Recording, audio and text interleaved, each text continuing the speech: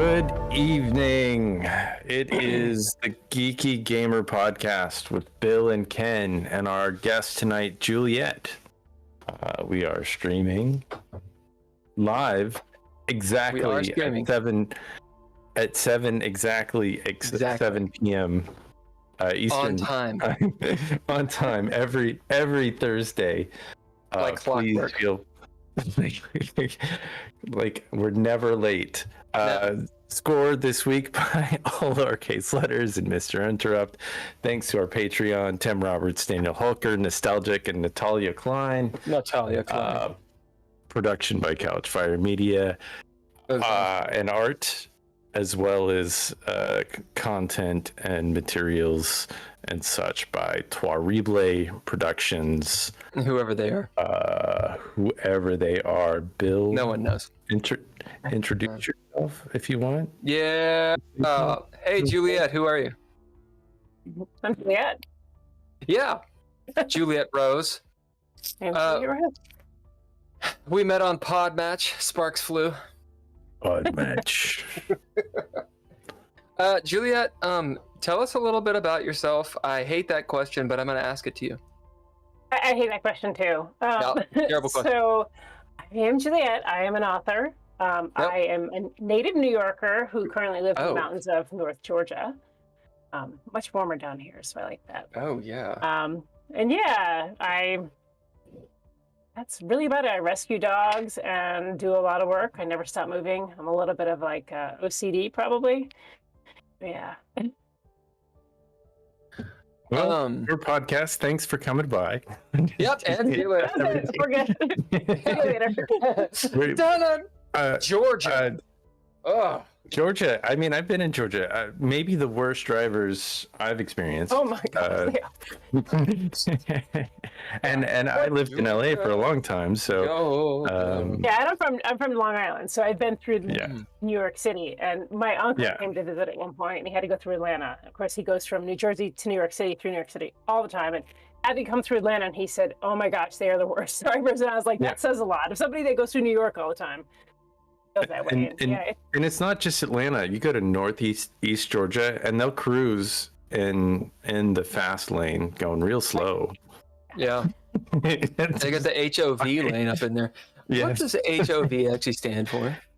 I think that's the quick pass, isn't it? Where you like. Yeah, but what does it actually stand for? Does anyone know? I mean, V would be no. No. What is it? What is it? Yeah, but I don't know the HOV. HO. Human only vehicles. No. Whoa.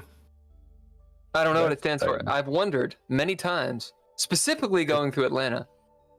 What a wild question. I know. I don't know. Listen, tangents are my native tongue.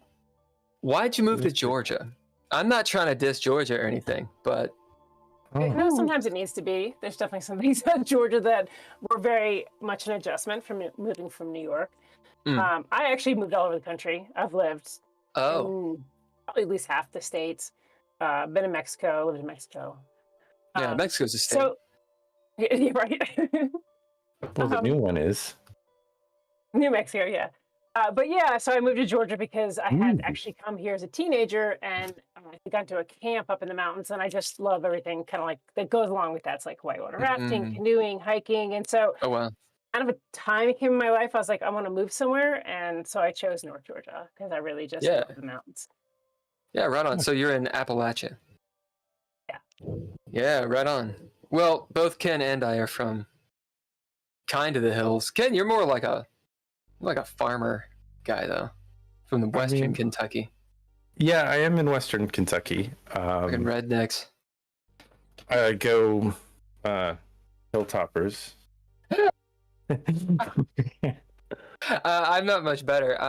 I'm not even from the east of Kentucky. Like, I'm not even a hillbilly. I'm like a not even city slicker, just in the middle. You said your family was from Breathitt County, which I think my family's from Breathitt County as well. We're probably related. Part of it. Yeah, we're definitely related. Let's not have children together. Yeah. No, we're I say my latest book takes place in Kentucky. So. Well, tell us a bit. I was about reading that. I was reading that one of your books actually came from Kentucky. It did. What's it about? What is your book? Tell us your book. So I have this book. It takes place in Kentucky. It's kind of like it's weird because I'm cross genre, so it's really hard for me to like nail down genres. But it gets into like probably like magical realism, mystery. So the main character, when he's 18, he and his girlfriend are walking home to her home, and she ends up getting murdered. He turns, goes back home. She heads up towards her house, never makes it. 13 years later, he's a raging alcoholic, still living with his father. So he's a millennial. Yeah. Actually, it would be no, because he would be like my age now. So, because this starts out in the 80s and then goes to the 90s. I see. Because I didn't want to have technology play into it because he starts seeing this creature in the woods. And at first he's like, is it Kentucky Wildman? It's not. So I won't get too much into it. So basically he decides that he thinks this creature killed his girlfriend. So he goes hunting it. I see. But really the story has a lot to do with his own journey mentally for, his guilt and his grief. And so, that's cool. It was in Kentucky. And originally I did because I wanted to kind of tie in the Kentucky Wildman, but it evolved as I wrote it, and that just became kind of more of a misplacement. He thinks that's what it is, but it's not. What is the Kentucky Wildman? Like Bigfoot. He's like this guy that people say they see with red eyes and kind of looks like a man, kind of looks like Bigfoot. And so originally I was going to do that. I was kind of thinking along those lines, and then I veered off that. So. You made your own choices. Here's a question about Bigfoot. Does Bigfoot talk? Everything I've ever read, and that's interesting because I did a lot of research initially thinking I was going that way, and so there's a Bigfoot museum near us, and they have like everything, like recordings and like pictures and a lot of grunts and screams, but not really talking. Never talking, huh? Interesting. There was no video of talking. Yeah. I mean, I have this short that I'm about to do where the Bigfoot, the Sasquatch talks for like, I don't know, 15 minutes, but apparently that's not something we need to buy into. Like Bigfoot purists, they have a problem with it. They don't buy into it. That's kind of part of it, though. That you wouldn't expect him to talk. Anyway, so that's one of your books, and what is it called? It's called By the Dimming Light. Yeah, I was going to say The Dimming Light. That sounded familiar. I didn't realize. So, are your most recent books on your website? Are they towards the bottom of the page for some reason? So it starts with the first, then goes down to like my most recent at the bottom. Yeah. Yeah. So he goes hiking. He goes hiking. Solve the murder of his girlfriend. Yeah. So basically, he sees this creature and is convinced that creature killed her, so he's going to go kill it. He thinks that his family's in danger and that he's got to kill this creature, and it would take care of her murder too, but then he also would keep his family safe.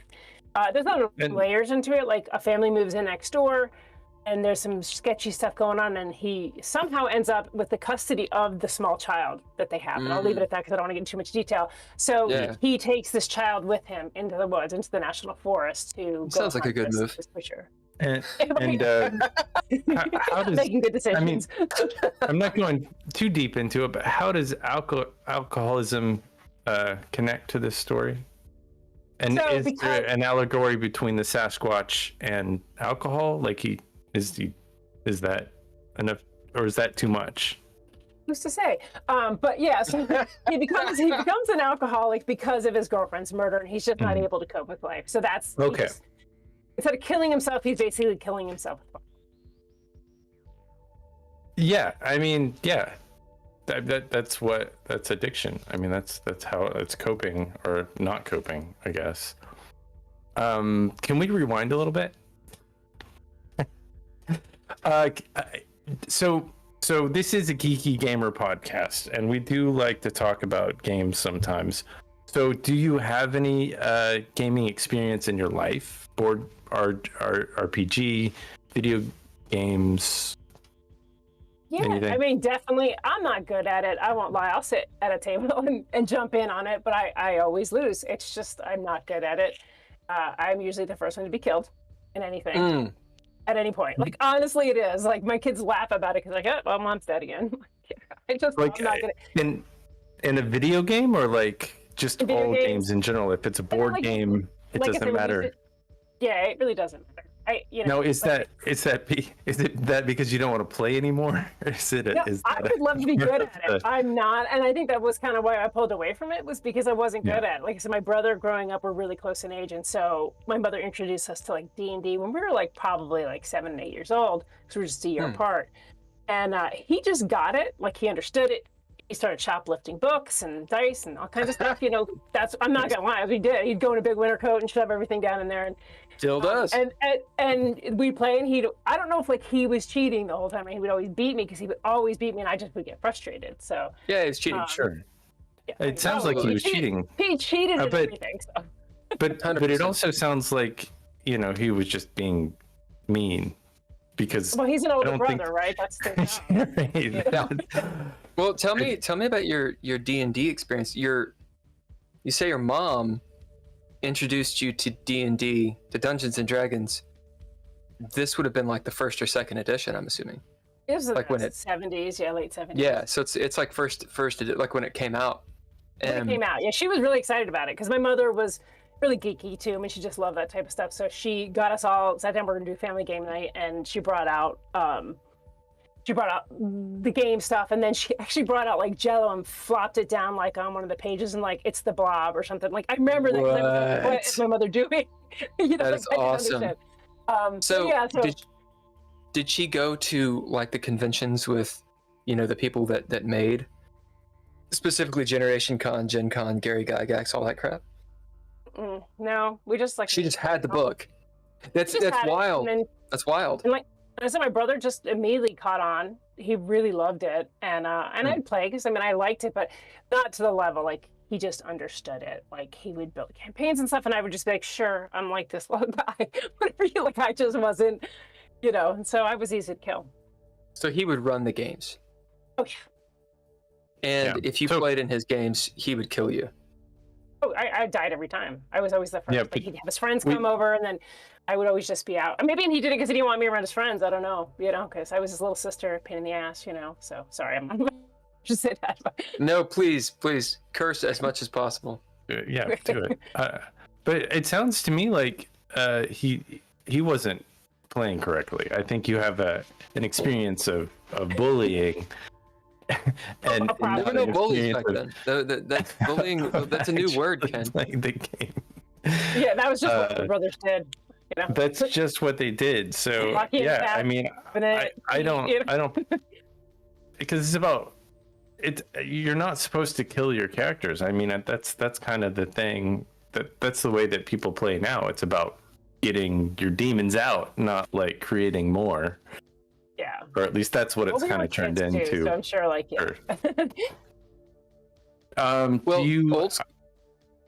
old school D&D, like old school revival. It's called OSR now. Basically, games that harken back to the original way that you were play. It's supposed to be super deadly, but it's interesting that you mentioned you felt like, or feel like you would lose at these games, because like Ken was saying, nowadays there's this mentality of you can't really lose so long as you're telling a story, right? So part of your story could be that you lose, that your character dies or whatever. In the old school, I guess maybe you're just trying to survive. You're trying to get through the dungeon, and if your brother was running the game and he's like, and the monster steps on you, then what can you do? Would you be willing to play one of those games again, or are they kind of out of bounds now? No, I would, because I think that, recognizing that I was having an experience that maybe wasn't authentic as a kid definitely lets me know that I didn't understand the game as it's meant to be played. So I definitely would. It sounds like you've had an interesting experience, because my introduction to tabletop role-playing games, TTRPGs, is entirely different. I had a degree when I started playing. Like I was a goddamn adult, acting like a fucking wizard. And it's wild to me that your parent was like, check out the Devil's Game, because that's about the time, right? That it was like, this is Satan's, cauldron or whatever. How did you guys do? Tell me about that. That's interesting. Well, my mother she was out there. So she was a hippie. She was like very outspoken at the time. So like in the 70s when women were supposed to kind of be home and like looking for the family and stuff, she went to nursing school. She loaded me up and took me to Washington, D.C. to march in the Equal Rights Amendment parade on Washington. She was very much like not like women at the time. I remember her having a lot of female friends because of that. Like she tended to not really fall into those groups.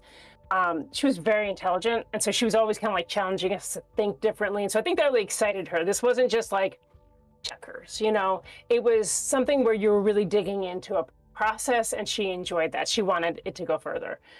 So she always was bringing us those experiences. She was the one that bought the RV, and we went across country when I was a kid and just stayed at hippie campgrounds and, kind of did that for a year. And she's like, we're going to school you just write in a journal every day. I'm like, cool. School. So like I liked it, but yeah, just being raised by somebody like that, it was really beneficial because I didn't think like people at that time. I was raised with somebody that really broadened my horizons. Did you come up some of the stories that you write now? I mean, are any of them influenced by your time playing those games? Yeah, like the whole. I mean, you were talking Sasquatch. I mean, that's a super net.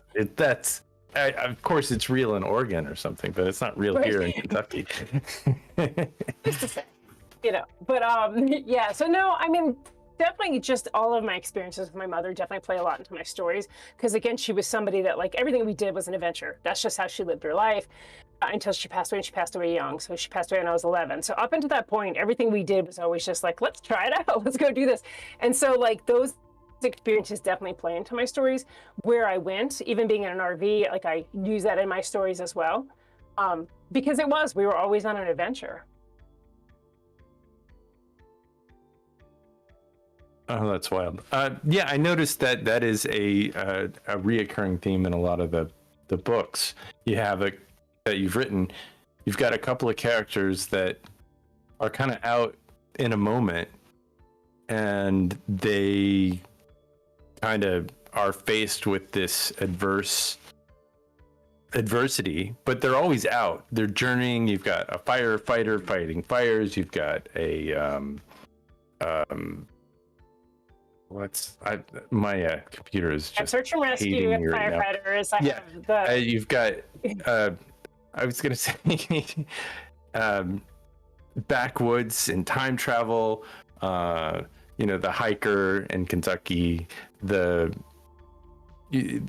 definitely a lot of outdoor activity in your books.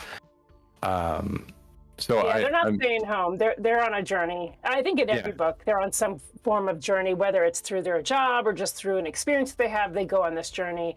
I don't really write about people and their next door neighbors as much. Now the latest book starts out that way, because obviously he's dealing with his next door neighbors, but then he goes on this journey into the national forest. So.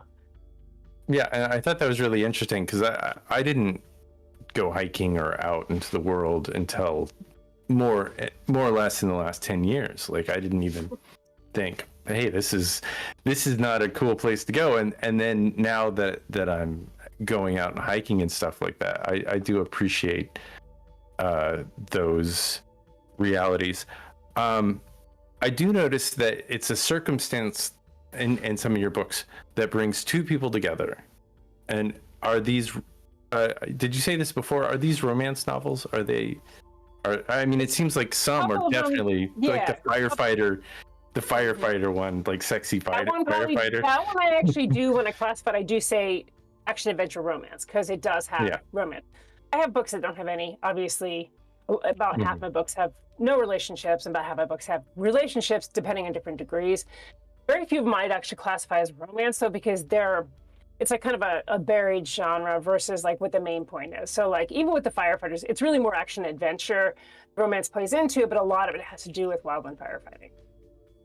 Or like a deaf dog handler meets a medic, and they're just it's about communication, I guess.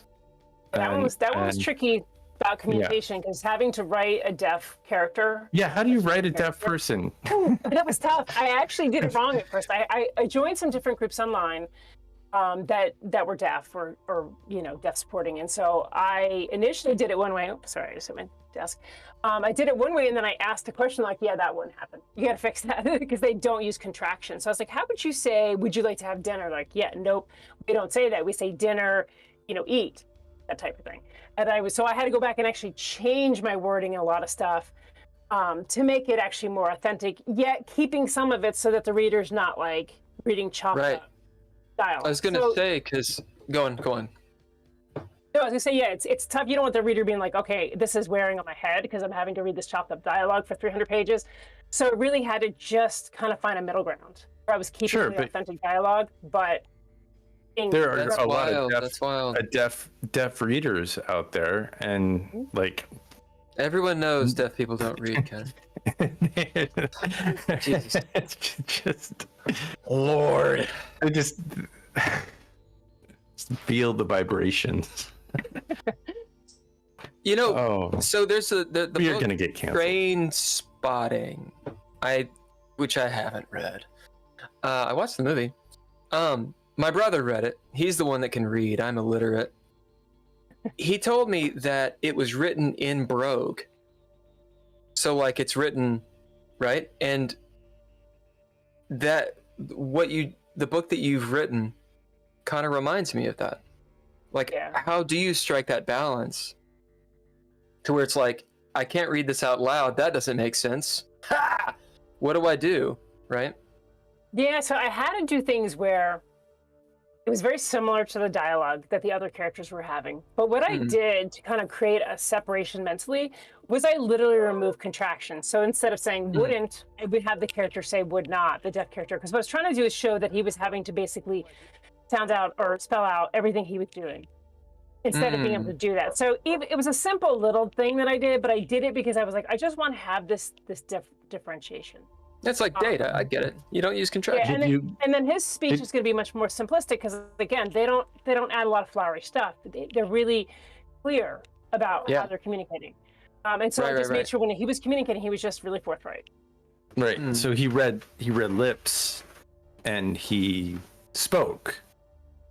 But he read lips somewhat, but it is definitely a misconception that all deaf people can read lips or that they can read all words. They can't. Oh, sure. Well, I can read lips, so I can a little bit, but it depends on the people's how they move their mouths. Some people like talk like this; they really don't move their mouth around. So it's a lot harder than having somebody really clearly enunciate. And I did address that because something you see in Hollywood, every deaf person reads lips. It's not true. I think it's like 40% maybe do. Yeah. And they can't read everybody's lips or every word. So you still have to be really clear. They make the best spies for that reason, actually. And like the heroin addiction, did that play a lot into, like, why did you choose that as a background for that character? Or for the firefighter character? Yeah. Yeah, so, well, one, I wanted to address states using prisoners as wildland firefighters. So that kind of started with that because it's something that, I've read about, and I was just like, I really wanted to address that factor. Why do states do that? What is the outcome? How does it really impact the lives of those people that are doing that? So obviously I had to have the main character have been in prison, but I really wanted to get into like addiction in that one, and confidence, things like that, because she did go to prison for heroin. She got in prison, she became a wildland firefighter. When she got out, she became a supervisor. So I wanted to have kind of like that thing, but then the other character is diabetic. So I really kind of wanted to get into like, I guess those flaws, like where people are having to deal with this extra thing. Like she's still thinking about heroin even when she's out there fighting a fire, like that's where her brain is. And so like I wanted to address that, and then having this other character that's fighting for his life, having to use a needle when she's trying to take her life, having to use the needle. I really wanted to do this kind of like comparison of growth. So that's why I chose to do that. Why I had no idea that was a thing. I'm not about heroin, but about prisons. You know about heroin. Yeah, I'm gonna do some heroin in a second. But what? I'm going deep in the paint tonight, y'all. What's the deal with prisons? I had no idea that was it even. Tell me, educate me. It is. Especially you see a lot in the Southwest states, California, Nevada, Arizona, they'll use prisoners to go and fight these wildland firefighters because, let's face it, they're free. So they're really not getting paid to do it. They're not getting paid. It's free, so they can use prisoners to go fight. Well, they get paid. They get paid like just a few cents. Right, that doesn't count. No, actually getting paid. Like, wait, they use prisoners as slave labor. Yeah, these fucking liberals. I mean, but that's a thing. That's a thing. That's like I mean, not just wildland firefighting. If you really get into that, that's a whole other conversation. But that is wild. That is that they're no pun intended. Leave people in prison, make them do work, because they're prisoners. So that's why I really wanted to address that, because it was something that, you know, it's a deadly game, fighting fires. I've seen. I'm sorry, my dogs have lost their minds. I don't know. Oh, it's fine. Everybody, dogs. So I wanted to address it, but I wanted to address it by creating a character that you could follow and understand and see how she got addicted to heroin, how she ended up in prison, why it still kind of got a grip on her. And so that was really what I wanted to focus on. But it originally came from an article that NPR did about wildland firefighters, prisoners being used as wildland firefighters. So I'm sorry, I'm stuck on it. So I understand the idea of civil service, right? Like, you kind of have to give back to society. Is that where it's like chain gang style shit, or like what? That's what they're doing, but I can't say if that's the motivation for why they're doing it. I still think financially is the motivation for why they do it. Huh? Does it play into what are they called? For-profit prisons. I mean, prisons are for-profit. They're privatized, so they're going to try to make money off those prisoners any way they can, whether it's from the taxpayers or the prisoners themselves. Whoa. Okay, so I know a lot about that too. Yeah, no, I'm interested. So this character, she gets put away for heroin, just doing it or selling it, or. So she's basically, a raid goes through a house where they are selling and using, and so she just gets arrested. So whether or not she was selling it herself, which she wasn't, but she was with the people that were, so she got arrested. Yeah. And then she goes through, like, you know, the indentured servitude.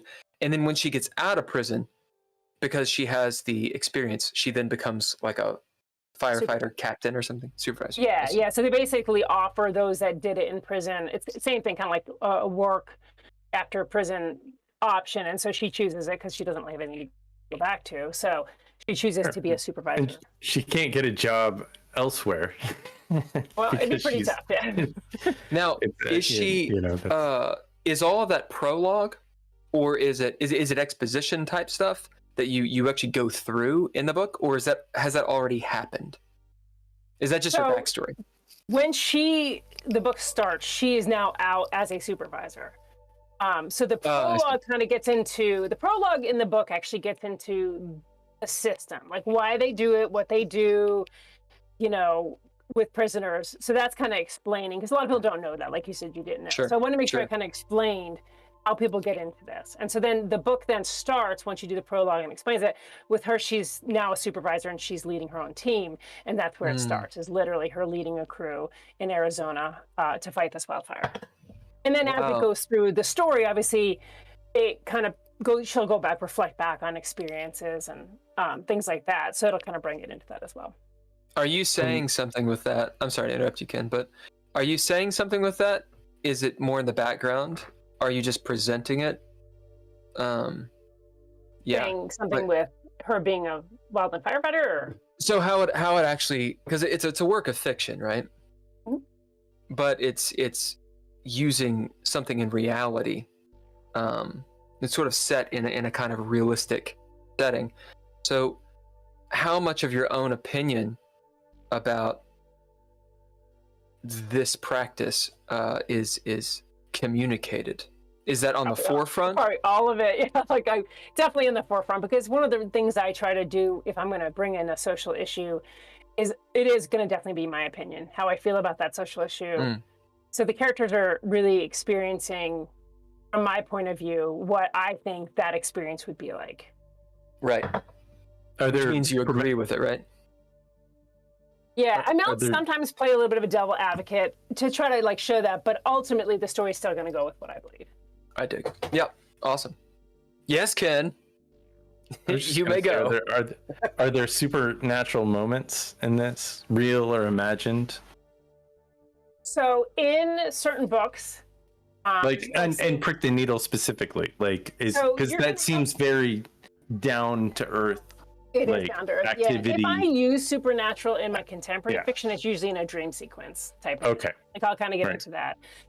Whereas my other books, like my horror books and my, time travel and my mystery or like that, they're going to have supernatural elements because I really like supernatural elements. And I'm actually shifting that way more as I write. Like every time I write a book, I feel like I'm getting more and more that way. Like this next book I'm going to write that I'm kind of playing with in my head right now is going to go sci-fi. It's going to be supernatural and sci-fi. Oh, nice. Way. Excellent. So we're going to go even deeper into the pain. We Don't Matter, which I think sounds like a really interesting book. I personally have been to a lot of protests, unbeknownst to Bill. And I think that is police brutality, church abuse, bigotry, and a skateboarder and a journalist.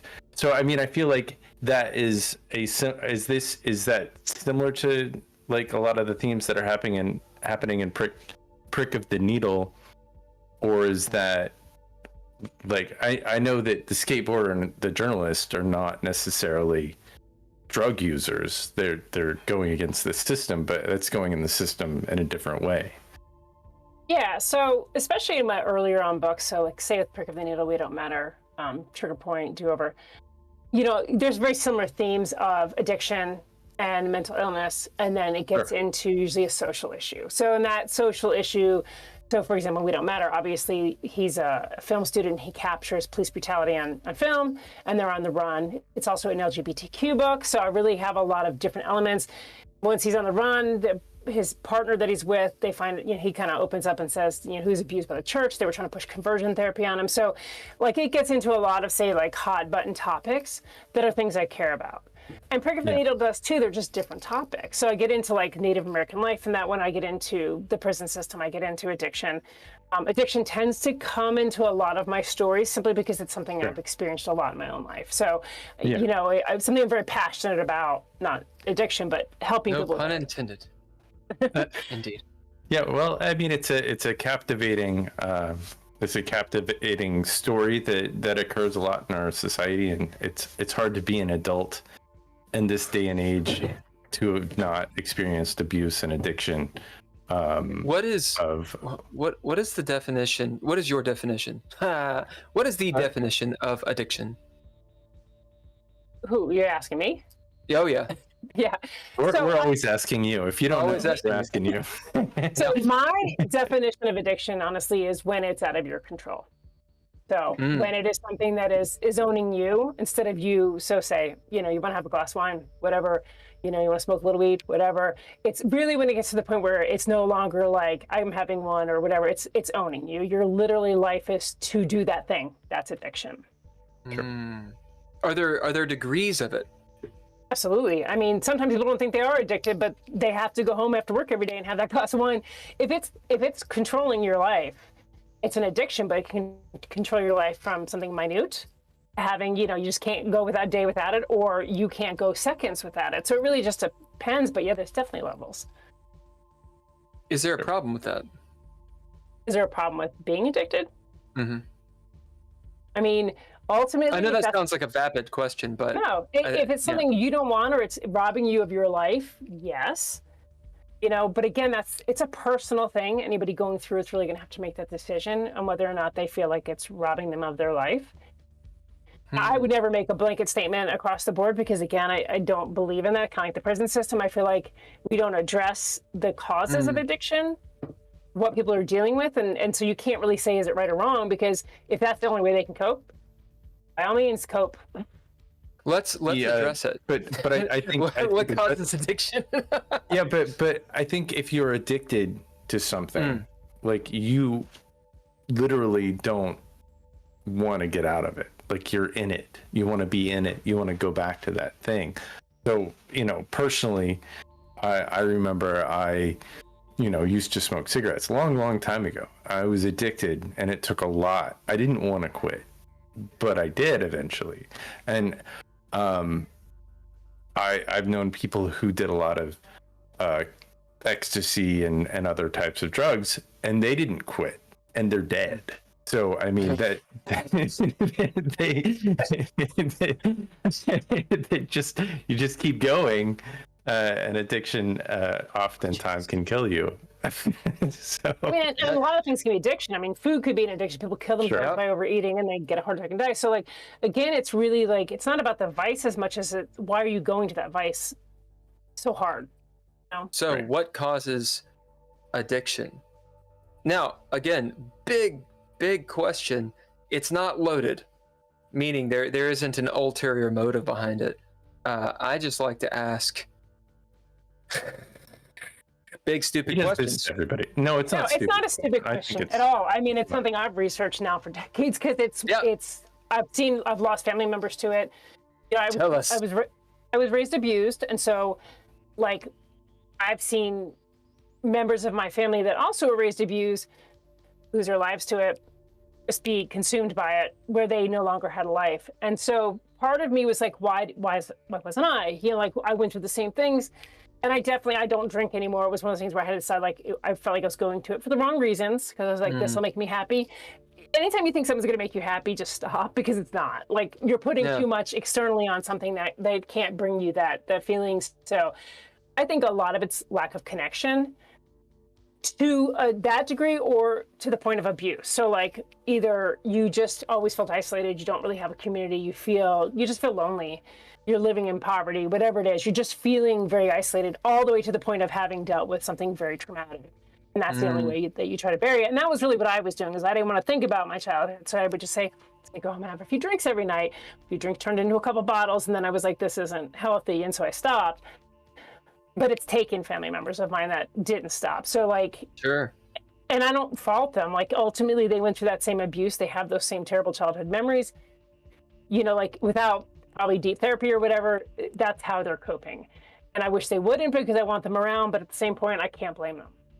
Right. So that's a certain form of addiction. Pulling away from that, what about addiction to, like, something like coffee? Again, I think it's the levels of what you're addicted to. Like, why are you drinking a cup of coffee? Because you like a cup of coffee, or because you think you can't live without it? You know, well, like, that's Are you addicted to coffee? I like coffee. I'm not. I mean, I can definitely go without it. The answer is yes. yes. I will say in the morning, if I don't have my coffee, like, it is one of those things where I'm like, yeah, tea's just not the same thing. No. When I quit drinking, I definitely got more attracted to coffee. Like, it became my kind of fill-in for alcohol. Yeah. So I would drink too much coffee. This is why I ask about the definition of addiction. I was actually just in a conversation with my lady friend about addiction. And you know, the idea of, so sure, I'm addicted to coffee. I know, because if I don't have a coffee or caffeine for a day or two, I get a pretty gnarly headache.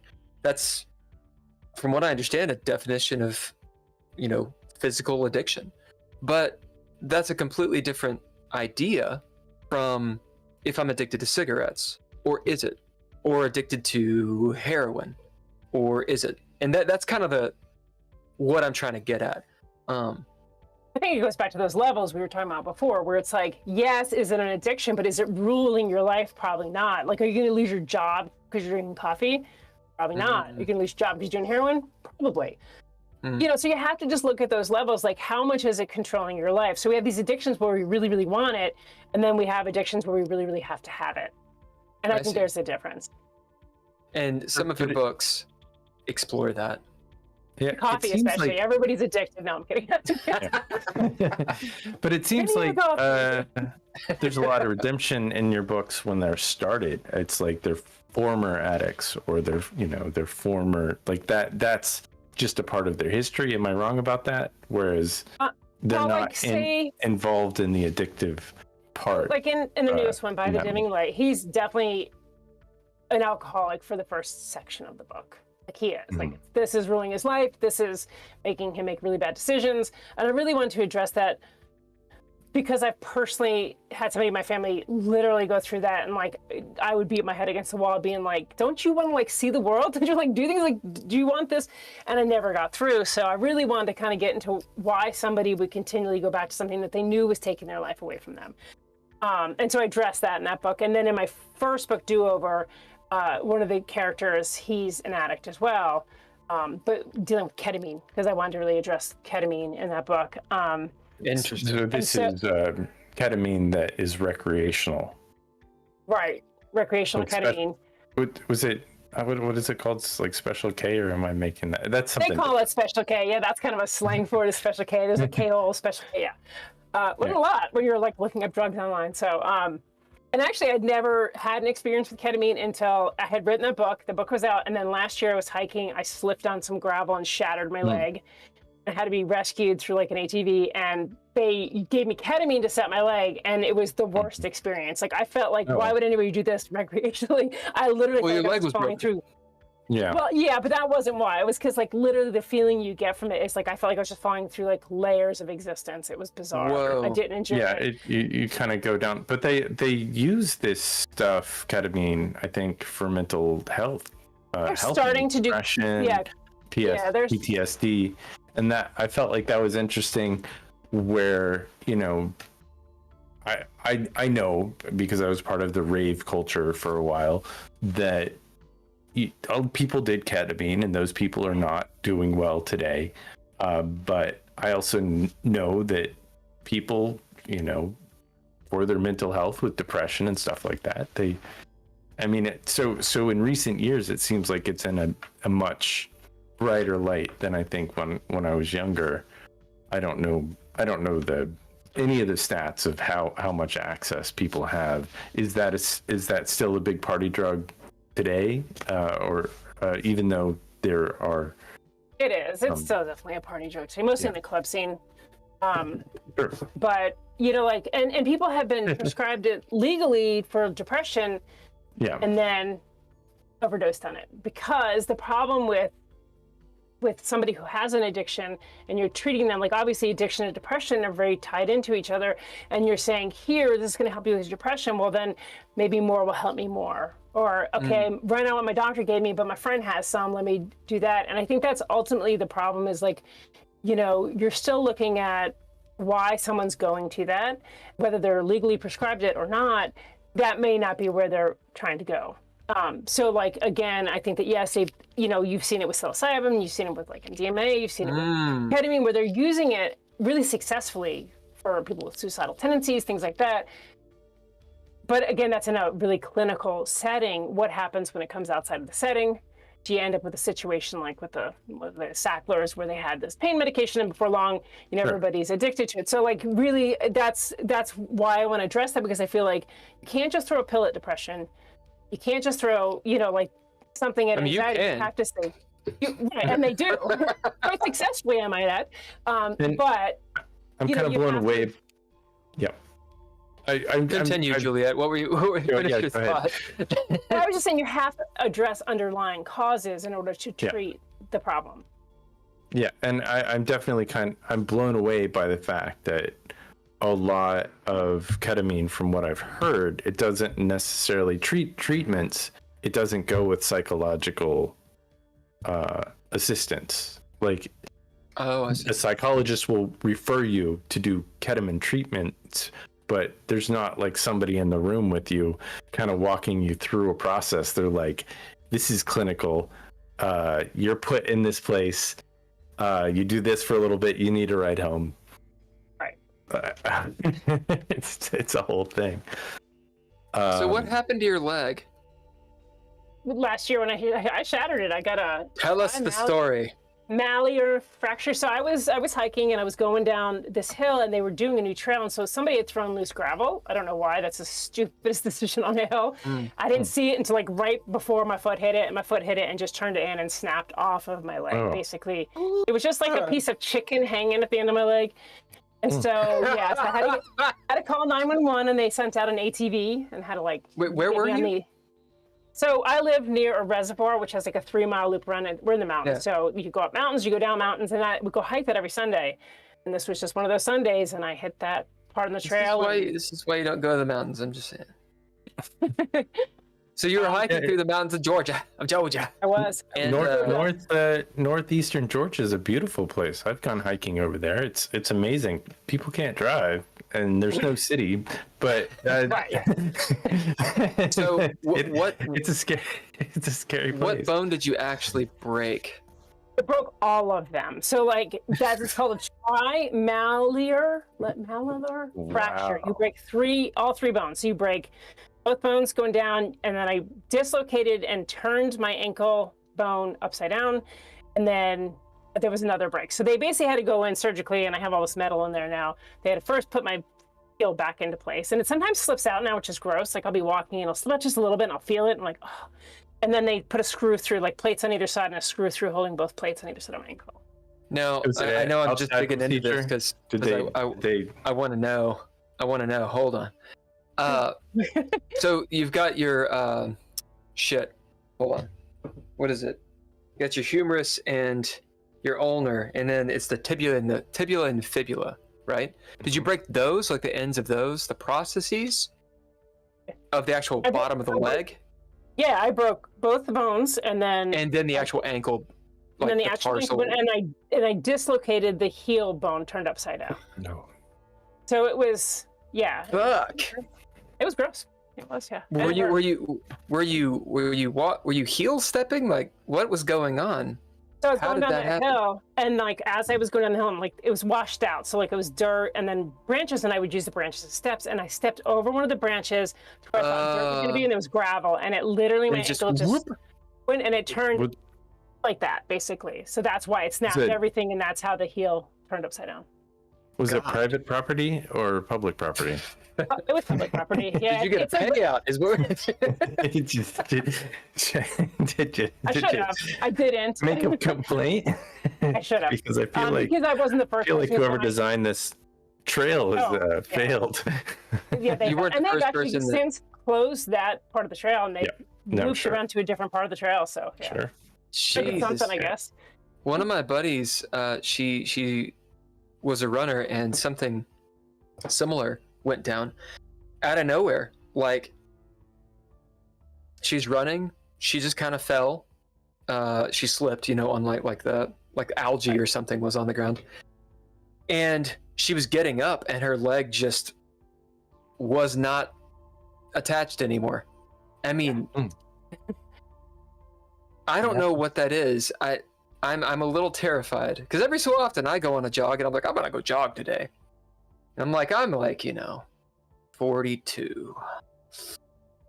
Am I too old to be jogging? If you want to go roller skating, I go roller skating every Sunday, so you just gotta Fine. Yeah, but you're not jogging on. You're jogging on flat. You're not off right. Well, you on assume it. You assume it. I used to run up and down Runyon Canyon. That was fun. Yeah. You don't want to run up the hills of LA and down. No. That's super. It's just a big sandy dirt pile. So yeah. But if you're running in the valley, you're fine.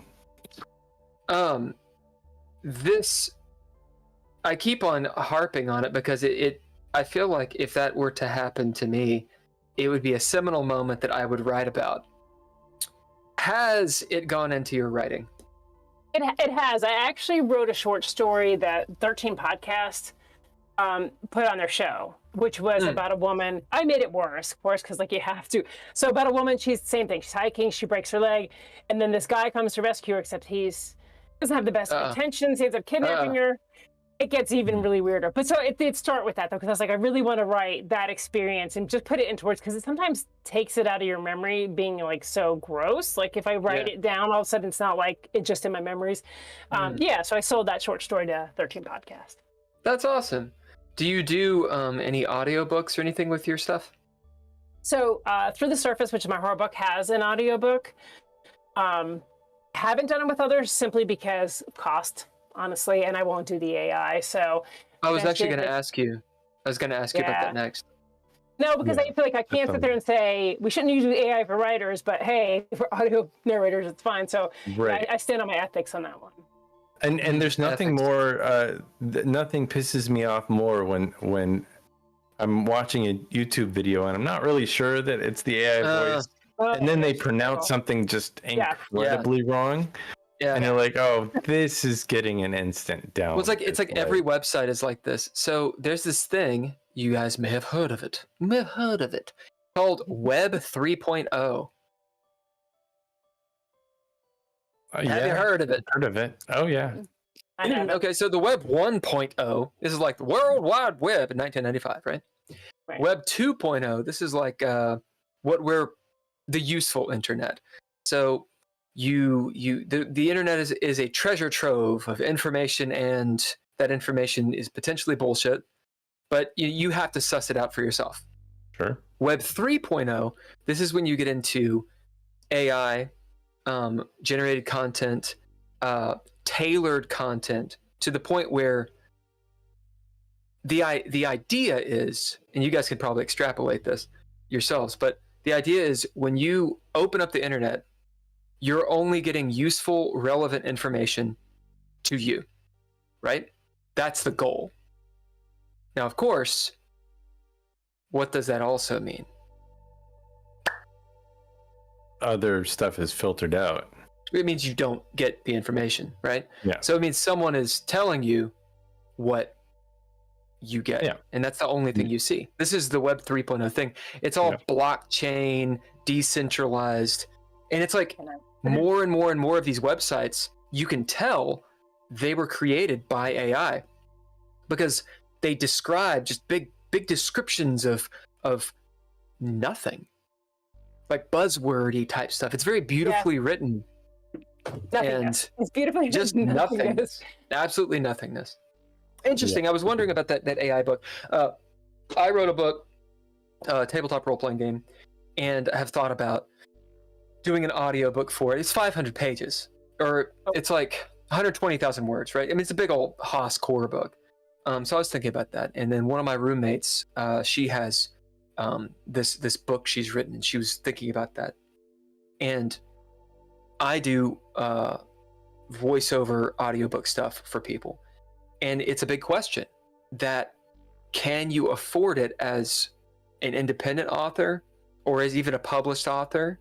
So she's actually published, and she's like, it's not really worth it, to pay someone $2,000 to read this book, right? So what are your sort of thoughts on all of that?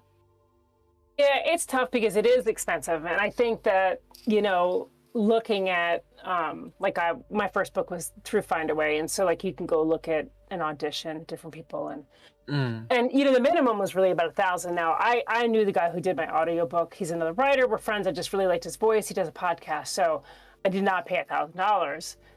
But I couldn't keep asking him to do it that cheaply either. Like it was kind of like a trade. Like I helped him with his stuff, he helped me with mine. That's why I haven't done it, because like I don't have that kind of money sitting around. I just don't. And then if you look at sales versus what you paid, so you pay say $1,000, you have to make $1,000 in sales to have actually made it worth it. And as an indie author, that's pretty tough. It takes especially when like Amazon, for example, if you put it on KDP or whatever, they just fuck around with your prices, and you have no control whatsoever.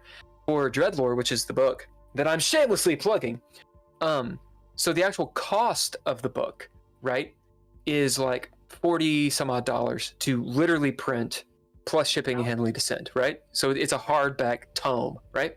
Right. I look on there, I get a bunch of people to review it. Boom, they're doing a discounted price, and they're selling it for $45.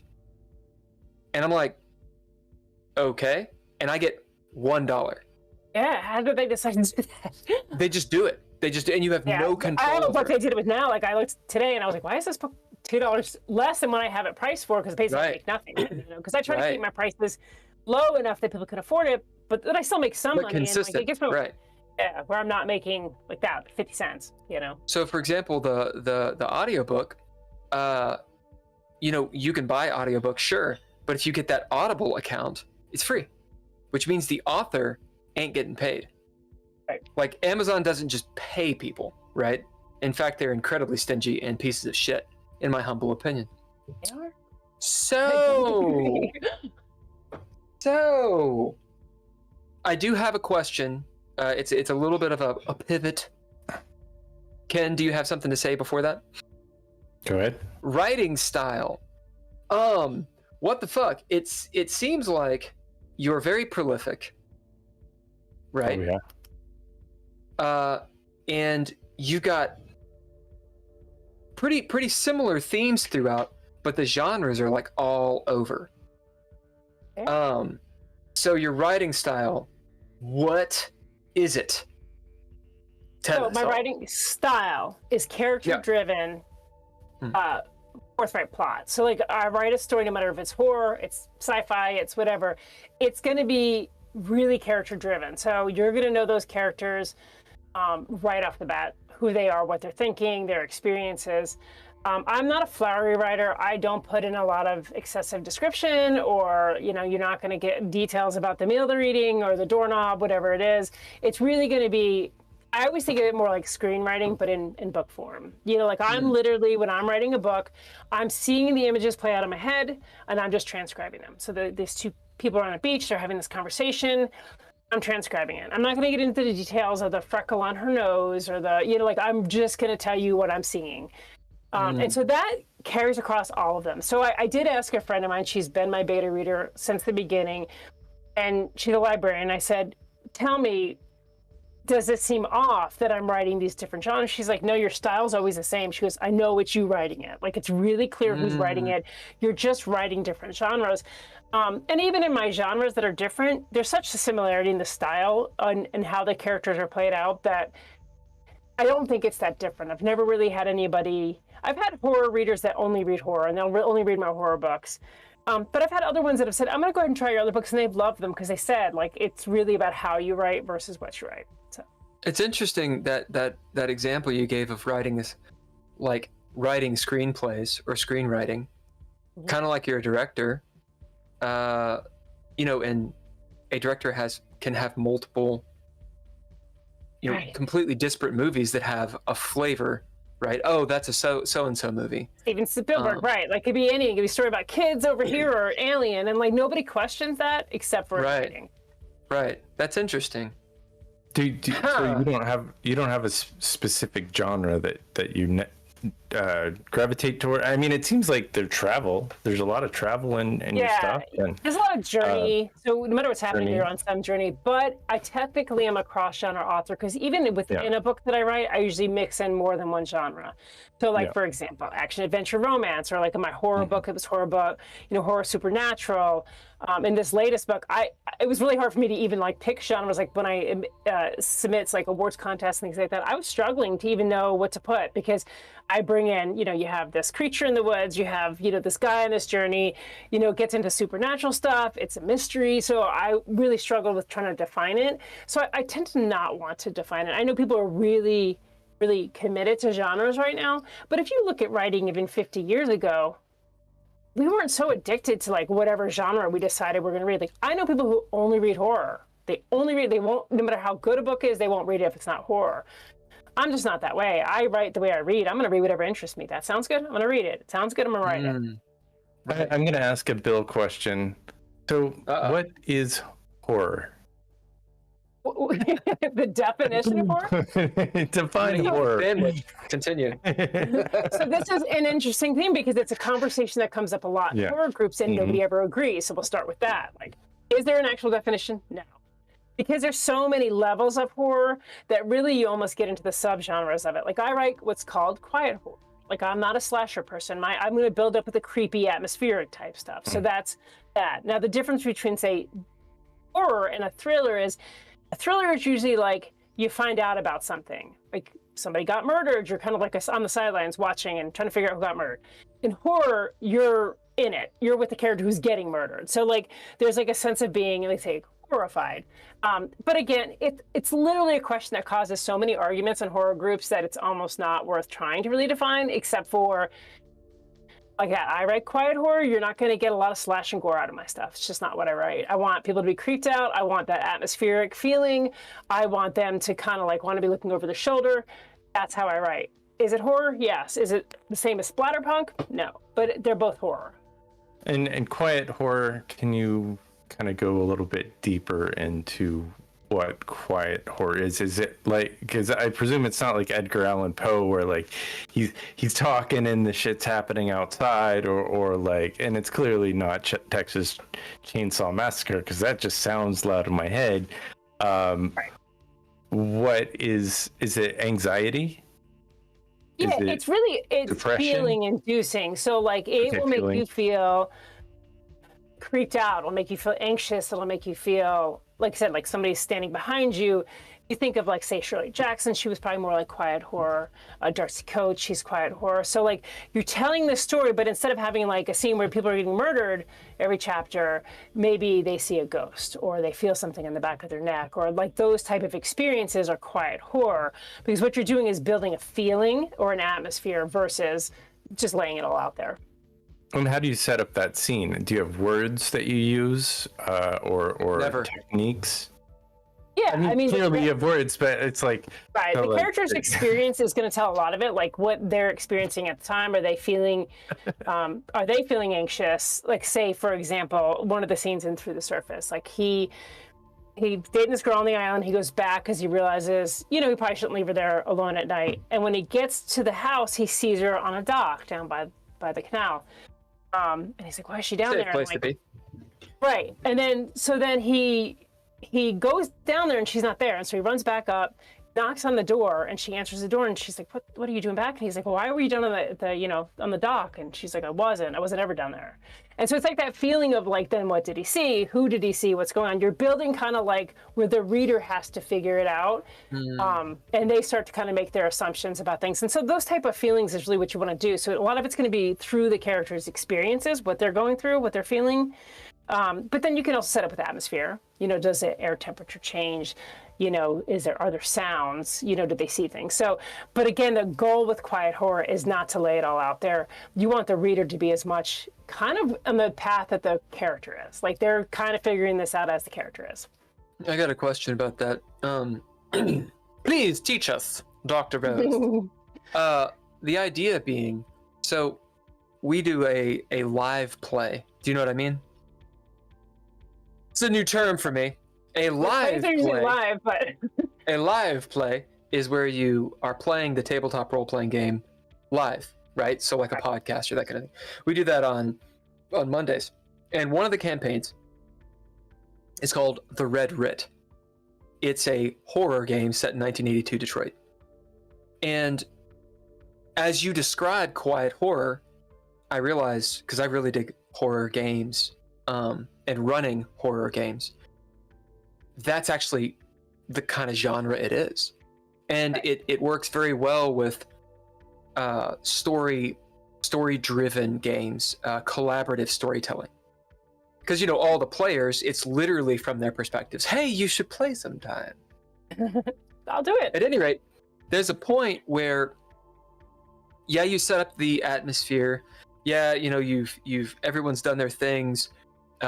They've seen certain things. You've built all that tension up. You've not been waylaid by Ken, doing something zany in the background and trying to burst the bubble. You've done all that, but there's a point where fourth wall. Don't you have to reveal the monster, whatever the monster is, and how does it not become a circus? Do you know what I mean? Question. So, yeah, I think that the reveal, it will exist despite the genre of horror. So whether it's a slasher horror or it's quiet horror, when you finally get to that reveal of your creature or your monster, that final kind of confrontation, that's going to exist about the same. I think that's really where they kind of come together. So like say in Through the Surface, when they do finally confront this beast, this demon, that's where the action is in the story. Like the rest of the story has little bits of action, but it's a lot of building to that point, building tension, building relationships, and then all of a sudden it just blows up at that point. There's like a battle scene at the end of that book. And you can't really get around that. It's hard with quiet horror. You can't say, well, I'm just going to stay quiet the whole way through. Well, then you don't really have a climax. So You have to have that. So really the quiet part of it is the build up. And then you're still going to have that ultimate scene. That's interesting. But do you have any like go-to favorite like scary words Can you say like a couple of scary words? Ichor. Yeah, I don't know, phosphorescence. I think whatever works in the story at the time. You know, I don't really have anything I always go to. Or it could be a word just like dark, or you know, cold. Yeah, and what I tried, like dark is when you tend to use it, like dark or sinister, you know, but like then they get overused. So like I use the thesaurus a lot. I'm like, what's another word for sinister? What's another word for like dark? To try to change that up. The dark spoon crept. The sinister. Evil, like. The sinister. Let's take a 5-minute break. I need to get some water and use the bathroom. What's up? All right. You guys cool for a 5-minuter? Yeah, as long as it's about 10 minutes. Yeah, so it'll be 10 minutes. When I say 5, I actually mean 10. You gotta be like a wizard, right? You always intend.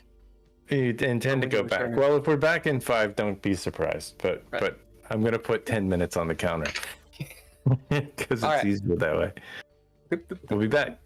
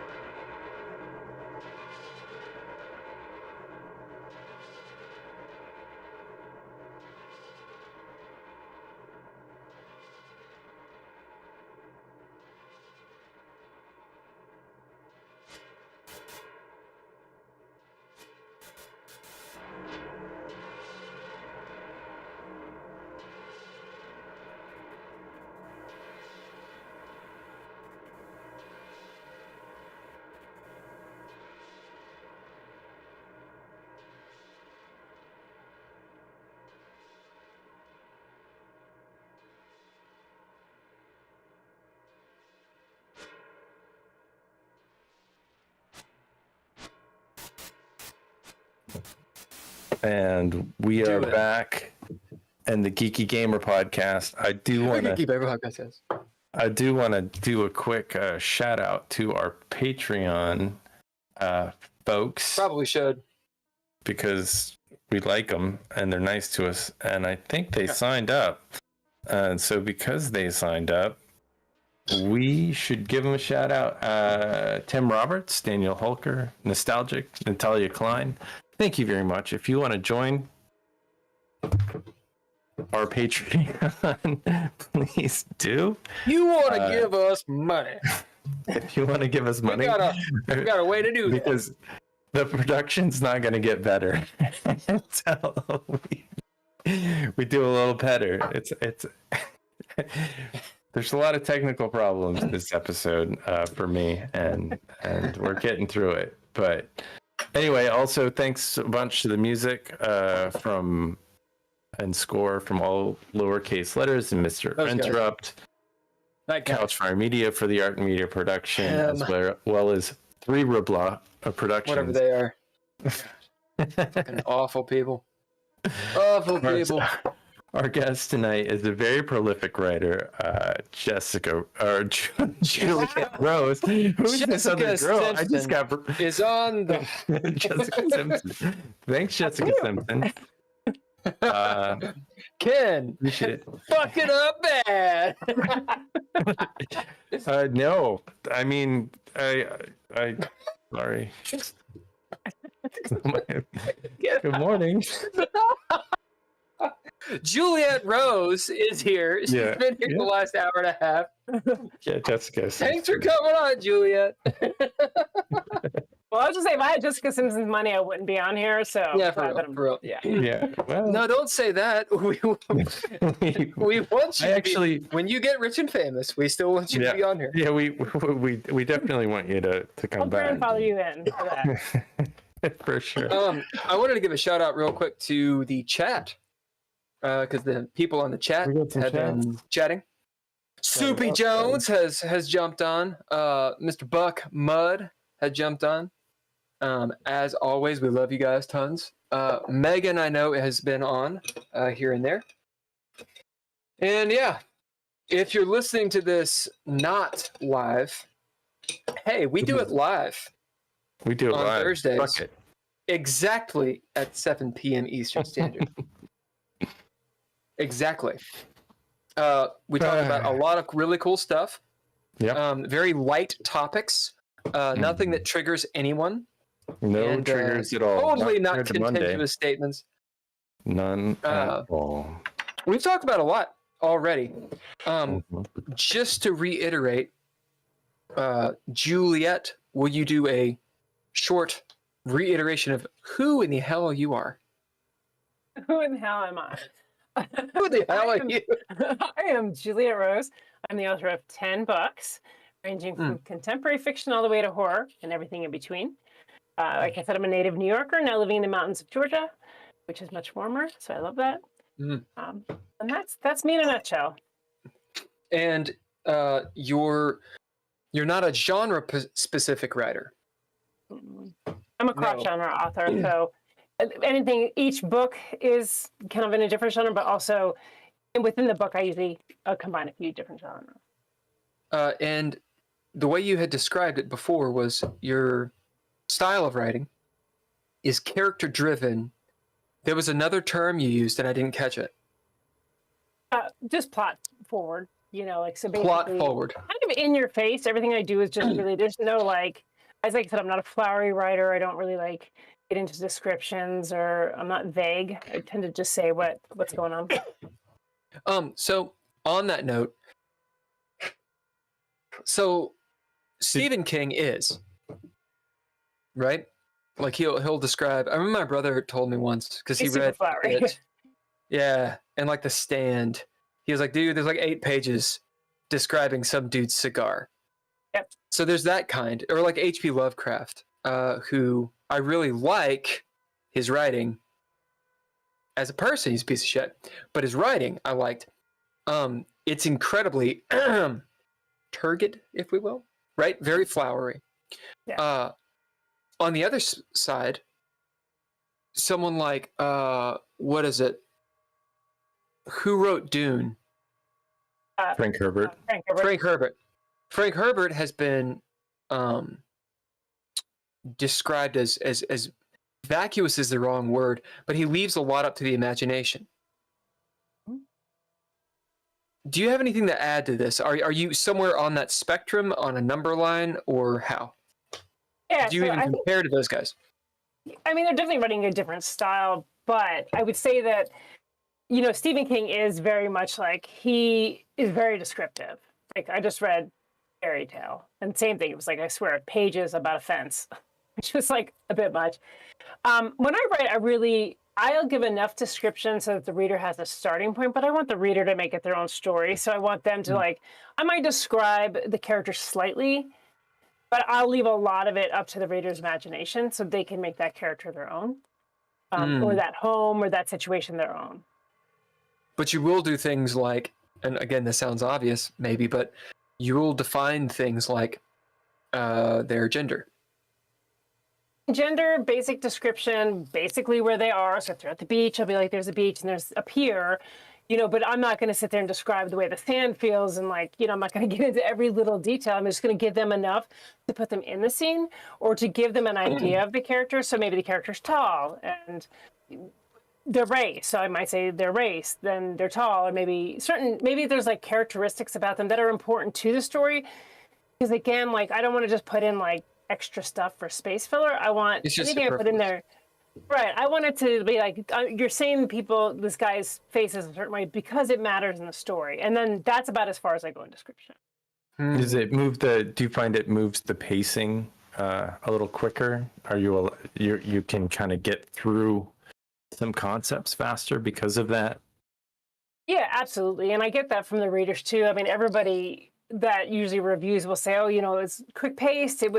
Got right into it. Like, there wasn't a lot of extra stuff. And so I write what I like to read. Like, I really don't like to get bogged down in description if it's not important to the story. And sometimes it is. Sometimes you are describing something because it's important to that storyline or to that character. And so you do need the reader to know that. Like, one of my characters is missing an arm in one of my books. It's kind of important to talk about that because it's part of the story, you know? So like that really, it will just depend on if I think it's important for the reader to know or not. But if you're describing a magical moment or like a horror scene, it seems like it would take time to kind of come back and describe those situations a little bit more. In those situations, you do need to, because you do need to put the reader in that situation. So in a horror book where there's, you know, he's in this lodge and you know, it's creepy, you want to kind of explain why it's creepy. So I will give description there, like what's creepy about it, why is he getting these feelings? But I'm not going to go into like 2 pages of, you know, the bookcase, which is not, because like the reader has in their mind already what they're seeing. They're seeing what they've decided to create this space as. So I prefer that, because as a reader, I prefer that. I don't need you telling me everything. I have a brain, so let me use it. You know what's interesting is, or I think, you'd mentioned at the beginning that you'd played the first edition or 2 of Dungeons and Dragons and had played it wrong or were bad at it. But in reality, as a game master myself, or an arbiter, if you talk about Dreadlore, that's exactly the right mindset a game master, a storyteller is supposed to have.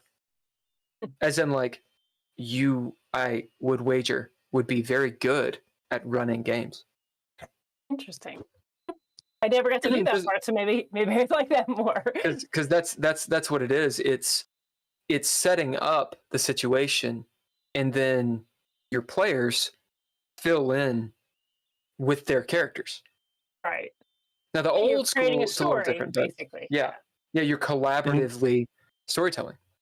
And if you can give a briefer, more brief description, sometimes that allows for the action to happen quicker, because I think in a lot of these games, you know, you want your character to talk and you want to participate as much as possible. So it's like when it's other people's turns, you're just sitting there like, oh, I can't wait for it to be my turn again. I think that a lot of players do that. Unless you're the arbiter, in which every turn is your turn, so it takes a certain kind of creative to be able to pull off that kind of instantaneous, like we'll say live play storytelling in the moment. It sounds like you're very quick to write. Where do you find time to write, or are you a quick writer? I'm a quick writer. So I wrote for decades, and I wrote a lot of nonfiction. I wrote for magazines, and I wrote for newspapers. And then I took a hiatus, because I got divorced, and I was raising my kids and having to work. And I didn't really feel like writing when I got home. I was tired. So I did a few magazine articles over like those years, nothing really major. And then I decided like it just hit a certain point in my life, and I was like, all right, I need to write. And so that was going on now 3 years ago. And in 3 years, I've written and published 10 books. And I'm working on my 11th. So plus short stories and stuff that I did in there. So like when I put my mind to it, that's my focus. It's just to really get it done as quickly as possible. I work a lot of things out in my head. Like, so for example, I have a story I'm working out in my head that I haven't started writing yet because I let it just kind of simmer for a while. So I get to the point where I discard things I don't want, keep things I do, maybe change it around. And so when I sit down to write, I'm usually like pretty well, like I know what I'm doing here. And I just usually write it within 30 days. Yeah. How many pages a day is that approximately, you think? About 8. 8? That's pretty good. And your books, are they like US trade, like 6x9, around 200-300 pages, or what? It's the 5.5 by 8.5, and it's around 300. Oh. I have one novella, which is a little over 100 pages. And I wrote that because it was supposed to be a short story. I sent it to that beta reader that I know, and she's like, nope, you need to expand this. It really needs to be like a novella, which really worked out well because I don't often have stuff for like teens that come up to the table. So that novella actually worked out really well because it's a little bit shorter, and I really kept any of the like adult content out of it. It is horror, but it's like, kind of like supernatural horror. So like the YA style. Right. It's more appropriate for like teens. And that's been good. I've had teens come up and I can be like, yes, this is a good book for you, So it's definitely helped having that. But everything else is around 300 pages. So we're leading in beautifully, all according to plan. How do you promo? How do you distro?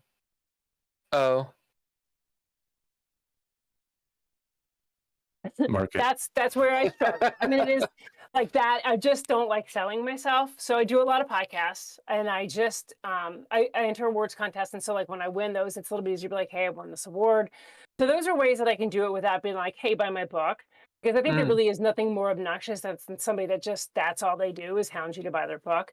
And so what I do is I do market. I don't know if you know bookbrush.com. I'll make little like, bookbrush.com is great because you can make like little templates and stuff. And so I'll do those for the books. I shared one today on Instagram. I don't know if you saw it. Things like that, but not very often. Like once a week, I do a lot of in-person events. That's basically for the next like 12 Saturdays, I'll be at book events. Now, is this a con? Like, not a con. Are you conning us? Is it like a convention or is it tell me. It's a mixture. So like on Saturday, I'm going to North Carolina for like a one-day book fest in Lexington, North Carolina. I'm going Lexington, North Carolina. Yeah. We're from Lexington, or I'm from Lexington, Kentucky. Is Kentucky, the reason. yeah, I know. Yeah. And then like next month, I'm doing a convention. I'm doing the Cares convention in Williamsburg, which is like massive, and that's like a 3-day event. Then like I'm doing a local book signing here at one of the bookstores. So just really wherever I can get in, because you got the table. You got your books on the table. Do you have the like pop-up thing? You know what I'm talking about? Yeah, I have like actually have this. Tell me your setup. My books on. So yeah, because two of the like metal stands, and that fits all the books. And then we always have like stickers and buttons and stuff like that too. So we'll have like different things kind of displayed there. And then I did have like a like a banner, but I'm probably going to redo the banner that I had so that again catches the eye. Just try to get people to come over. How do you do this artwork? What artwork?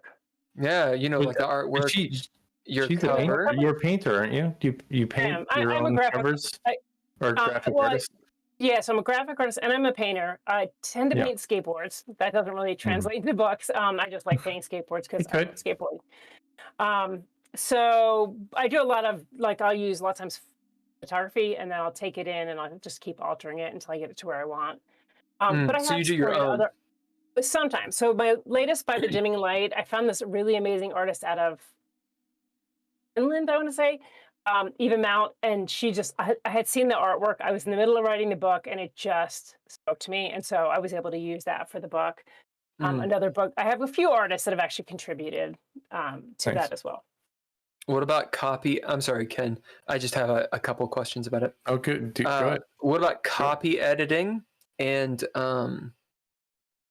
formatting the book? Are you using InDesign? Are you using how are you doing all that? As cheaply as possible. So I have, with every book I've used Google Docs. I'm really good at formatting, so I taught myself how to use it and format a book the same, because I looked at Atticus and Vellum and things like that too. But honestly, what they were offering was what I was already doing. The only thing I liked about Atticus is you can add images on their chapter pages, and I love that, like actual background images. And I may switch them simply for that because it's beautiful. But I taught myself everything. Like as soon as I'd be like, how should this be? I pulled books off my shelves. I looked at books. Everything to teach myself how to do it because I'm cheap. And then I have certification, both beginner and intermediate, from the Poynter Institute in editing. So I do most of my own editing. I'll usually have beta readers go over it to catch anything I might have missed as well. But that's pretty much my focus. And it sounds like you have, go ahead. You're saying that you use Google Docs and it's robust enough of a program to get it down to what you need it to be to then self-publish. I'm assuming you're using KDP. I'm using KDP. Yeah. Yeah. Wow. I mean, I had publishing contracts, and I broke them all. One company folded during COVID. One sent me a contract that I had to go to Write Everywhere, and I was like, it's just something about this is off, and she agreed. There was a clause in there that was definitely very sketchy because they wanted do-over. And then do-over, all my books are standalones, except I do have a character in We Don't Matter that started out in do-over. But you don't have to read them together. They're still standalones. But I let them know that, and I was like, hey, just so you know, I have this other book I'm working on, that has a character from do-over. And they said, we would want to see it first, which is fine. That's pretty normal in publishing. They're like, but if we don't want it, nobody can have it. And I was like, that sounds wrong. So I didn't get that contract. And then the third contract I did sign, and regrettably so, he, during COVID, afterwards, he just quit paying his writers. He quit communicating with them. We had to get the Authors Guild involved. We had to basically have them draft up letters of termination for breach of contract. People are still chasing stuff down with him. But so after that, I was like, that's it. I'm done. I just can't keep doing this with people. So I'm smart. I figured out I could do it myself, and I did. And so then I started entering awards contests because I wanted to vet those books to say, yes, I did this, but they're quality.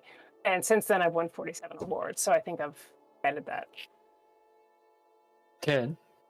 No, I was going to say self-publishing seems to be the way to go. I know a lot of musicians that decided to go the self-publishing route, and it's just like the publishers, a lot of times they'll take your money, just like Amazon. But I don't know, maybe you get a better percentage when you go through a large corporation like that. I really don't know anything about publishing. The thing about Amazon is it's free to submit to them. Yeah. And if you do you own your own, maybe this is actually stuff you don't want to say or not, but I'm going to ask, do you own the ISBNs to your book, or are you getting the KDP versions? Yeah. No, I bought mine. So, I went through Backers and bought everything. Yeah. So will you actually walk us through that really fast? Because people that don't publish don't know anything about what we just said. Right, sure. Yeah, so, you can go through KDP and they can provide an ISBN, but when they provide that ISBN, they own that ISBN. When you can then buy ISBNs in your own name. And so I started my own publishing company, and I bought my own ISBNs through Bowker, Bowker. Which you have to go through Bowker. Right. And you can do other things for them too, like copywriting and stuff, but you can also do that outside of that because, again, I'm cheap. I only do the things I have to do. But with Bowker, you can buy lots of ISBNs. And I did, because obviously we have publishing, and I knew it was me publishing a lot of books, which does bring the price down. And then you own that. So then if you decide to leave Amazon and you want to go somewhere else, you own that ISBN. It goes with you. Right.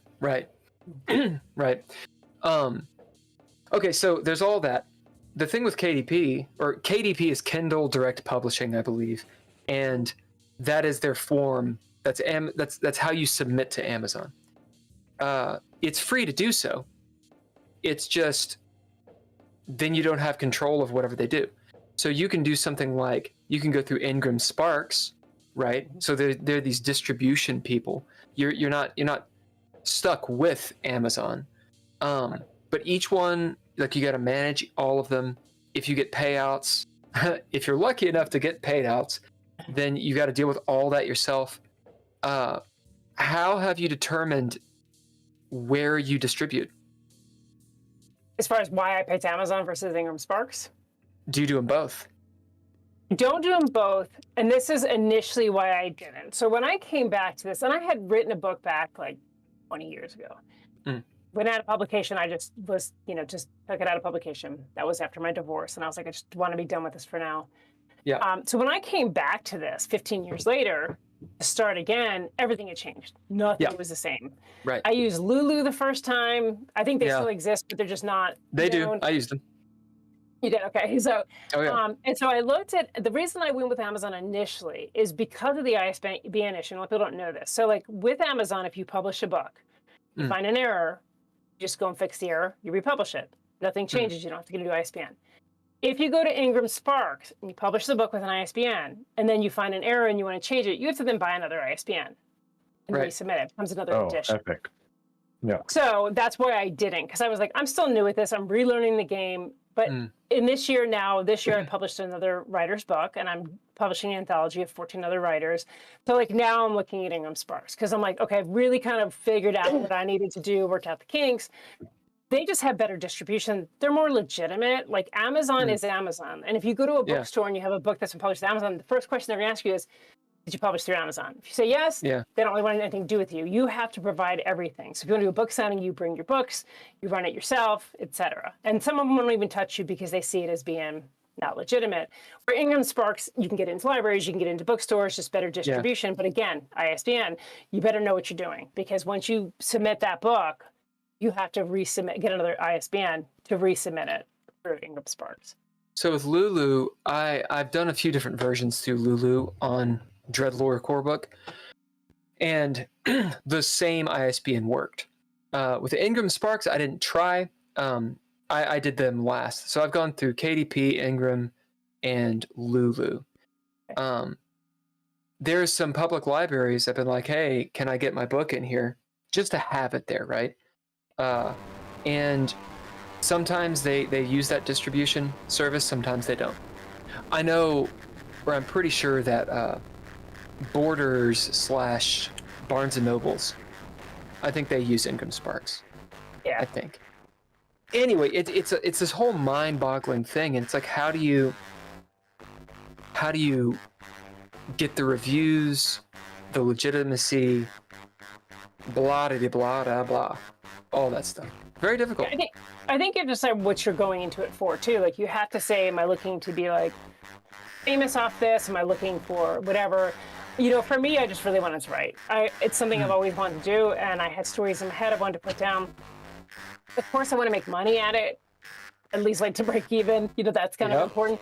But I'm not somebody that's necessarily trying to get on their shelf everywhere. That would be great. But like I have a friend, she's like, we should, because there's new Barnes & Noble opening here. She's like, we should try to get in there. I'm like, you can't. Like, the first question they're going to ask you is it through Amazon? And they actually just came out recently. Barnes & Noble was starting to kind of open their doors and say, yeah, let's get more indie authors, let's bring them in. And then all of a sudden they were just like, let's stop doing that. And they shut that program down. And so we're kind of back to zero with Barnes & Noble when it comes to that. Now, if you're through Ingram Sparks, you can probably go in and be like, I'm an author, through Ingram Sparks, here's my book. They can look it up. Now, I'm on the Barnes & Noble website. I'm on Books A Million. I'm on Amazon. I'm on whatever little book online. I'm everywhere. But it's really hard to cross into a brick and mortar store unless they're independent. And they've been great. I mean, I have a lot of independent stores that are like, yeah, just, give us it. We'll pay you a commission or whatever. And so that's where my focus has been. So the poor man copyright, is you mail it to yourself, right? Yeah.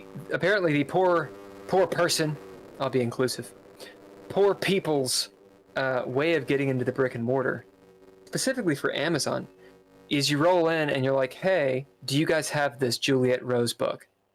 And if they're like, oh no, I don't. Oh, could you get one?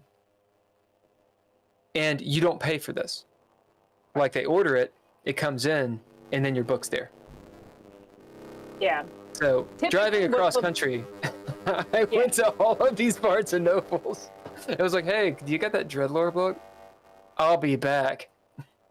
Right, and that's ultimately they're like, and now I think that's one of the reasons they've gotten like what they're really cutting down, because they say the reason that they won't get them in there is because of Amazon's return policies, which could be true. You know, it's very hard to return books, and you know, unfortunately, I think they're getting a little more particular. And I know some people said they've had to pay up front to order a book from, say, their book from Barnes and Noble. They have to pay because now they're just making sure they get their money out of it.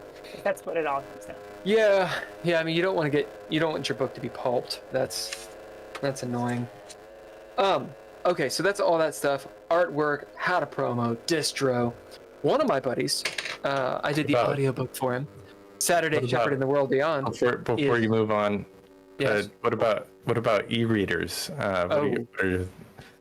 That's on e-readers. I know that there's some, like if you're on Amazon, you're not necessarily you might get on a Kindle or whatever Amazon's e-reader is, but you won't get onto other e-readers. Is that something that you try to get on to the different platforms for those things, or is? Yeah, it's tricky because one, you can't be enrolled in KU if you're trying to get into anybody else. So you can not be enrolled in KU, which takes you out of just their exclusive. And you don't want to do the digital rights management for the same reason, because it makes them exclusive. But then you have to literally reach out to, say, Barnes & Noble or whatever, and try to convince them to get your book into, say, the Nook or whatever. So yeah, it's Kindle and Amazon, Nook is Barnes & Noble. I haven't tried. Honestly, I do really well on KU. I actually make usually more off KU for a book than I do for selling it as an ebook. So I've just let it ride. Well, the thing about Kindle, so making an EPUB or whatever, you can submit your book to Kindle, and you might have to click the little box, right, that says, oh, you can only do it through them. But so long as that you're distributing the digital form of your book in a different format, it's okay. Like, for example, as a PDF, right? So you can sell PDFs through certain sites, and PDFs don't even have ISBNs, right? Actually, I'm not sure, but I don't think ebooks do. They don't. Yeah. So when you do an ebook, you can put an ISBN on if you want, but it's not required. So like I don't. You know, like I said, what I do, I make sure that I never click the digital rights management, because again, that gives them kind of exclusive rights. I do have it enrolled in KU, but I can take it at any point that I want. Like I said, when you have in KU, then that's exclusive to Amazon. So if you want it to not be exclusive, so like there's Godless, which is for horror ebooks, you wouldn't want to have it on KU. You'd want to have it up. Then you could get it onto a site like Godless, where people can buy it there as well. Yeah. Okay. My notes. Adverbs. Thank you. Prepositions. What do you think about adverbs? Adverbs are just words. I mean, like, again, anytime you overuse anything, it gets annoying. So you just have to balance everything you do. You know, I know there's the people don't ever use adverbs. I mean, sometimes an adverb just makes the most sense. You could go through this long description to do exactly what an adverb did. Really? And that slows down the pacing of your story. So, again, do what you want. I mean, people definitely sometimes use too many. You gotta be like, hey, maybe lay off on those a little bit. Lay off the adverbs. Yeah, but I mean, I would never say don't use them, because sometimes they make more sense. And in prepositions, that leads to like, what do you think about Merriam-Webster changing it up, saying that's okay at the end of a sentence? Again, I think it depends on just how the flow is, because my biggest thing when I'm writing a book is flow. Like, does it flow? And sometimes the way a sentence is, worded this way or that way makes more sense, even if it isn't appropriate. It is appropriate now. Right. Well, they're saying it's appropriate, but I'm saying like the rule, and that's the thing. Rules always change, and I hate when writers get so bogged down in the rules, because like ultimately that stops you from just writing. Just write, and then obviously you'll have to tweak some things. Like I'm big on making sure I don't use repetitive words. Like I don't use like that, like the word dark. 3 times on a page because that's annoying. So then I try to look up different words. That's still just personal preference. And that's what it all comes down to. Your personal preference and the reader's personal preference. If you have readers that are reading and enjoying your story, it doesn't really matter what the rules say. Oxford comma or no? So that's a tough one because I used to say no. Now I say yes because sometimes if you don't use it, it actually makes a different sense. So it just depends I love on the what Oxford you're trying to comma. write. Yeah, I use it. Are you a semicolon gal? I prefer semicolon over the double dash. What is that called? The M dash. Hate them. Hate them. I don't know. Yeah. That's where people just use the double line, or the line instead of a semicolon or a comma. But some people use it so much it makes me insane. And to me, it's very fragmented when people do that. Where a semicolon is more fluid. So I tend to stick with that. Interesting. What are the little curved lines that enter the 9 and the 0? What are those little parentheses? Parentheses? Not parentheses. Yeah. Brackets? No, brackets. No, those are parentheticals. Are they? They're parentheticals. Yeah, that's right. Yeah, you're thinking of curly brackets and square brackets. Parentheses. Yeah, they are parentheses. Do you put the period within it or outside of it? Never. You never put it inside. I mean, you can have a sentence There's inside a rule. here. There's a rule. Inside the What do you parentheses. say? I think it would have to be a complete thought within it in order to do the period. Yeah. It's usually a parentheses adding an extra thought onto an existing sentence, so then you would do the period after. You would have to have a complete thought within the parentheses to use it, like a complete sentence within that to use it. But she's a fast writer, so parentheses. How many parentheses do you have in your book? I really am not huge on like extra punctuation for no reason. It took me a minute to be like, wait, you ask, do you say et cetera or ex cetera? Et cetera. Et cetera. Et cetera. Indeed. All right. Back to gaming. Now, all of the people that are listening to this podcast, before we started recording, Juliet and myself were talking about geeky stuff, specifically my t-shirt. Star Wars. Your favorite movie? And we got onto this a little bit. We got on to Dune. The Dune part right? Dune part Dune. Juliet, what are your opinions on Star Wars, Dune, and I don't know, something random like Firefly? Star Trek. Okay, so I'll start with Star Wars. I was one of those kids that stood in line when Star Wars came out in the theater. So I was hooked, loved it. I loved, the original movies a lot. We'll just stop there. And then as far as no, by all means, what are you talking about? No, I mean the other ones are good too, but I feel like they never really quite caught the essence of the original movies. Like there was just something. Yeah. That something's heavy, called but sucking. Heartfelt. Yeah, no. And the later movies were entertaining, but they definitely lacked some of that, for me. Right. Dune I loved. I mean, Dune was definitely, I saw the first one. It was amazing. A couple years ago. Oh, great. And then I was going to say that the Lynch version was I saw that one too. I was like in 8th grade. I don't have as much of an opinion on that, I think, because I was pretty young. I can't be like, yeah, it was amazing. I remember seeing it, and that's it. But I loved it. Then I saw. Here's the Kwisatz Haderach. I'm just saying. It had a lot more excitement. There was a pizzazz. The soundtrack's awesome. Yeah. Oh, brilliant. For yeah, go ahead. I feel like we're interrupting you completely. No, this is how we roll. Yeah, please continue. No, that's what we do. Yeah, so then I just saw Dune 2. Yeah, what'd you think of it? I loved it. I think that Austin Butler, though, really stole it. I said that before. I think we were chatting. This is the dude who plays Thade. Yeah, and honestly, I think he owned that movie, which was amazing. It was really good. Yeah, I really enjoyed it. I thought that they caught the essence of it. And I'm glad they're kind of splitting it out so there's more story to tell versus trying to cram it into an hour and a half. I liked my favorite version was the Sci-Fi Channel version. I thought that was really good. I never saw people have talked about it. I've never seen it.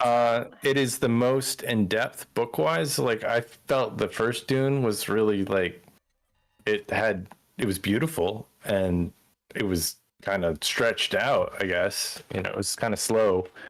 But it didn't get into the politics, and I think that the politics of the sci-fi version really that was a nice feel. Like if you'd read the book, it certainly, and they did 12 or they did a bunch of episodes of I don't think I saw it. I don't think I saw the serialized version. I think it's on YouTube.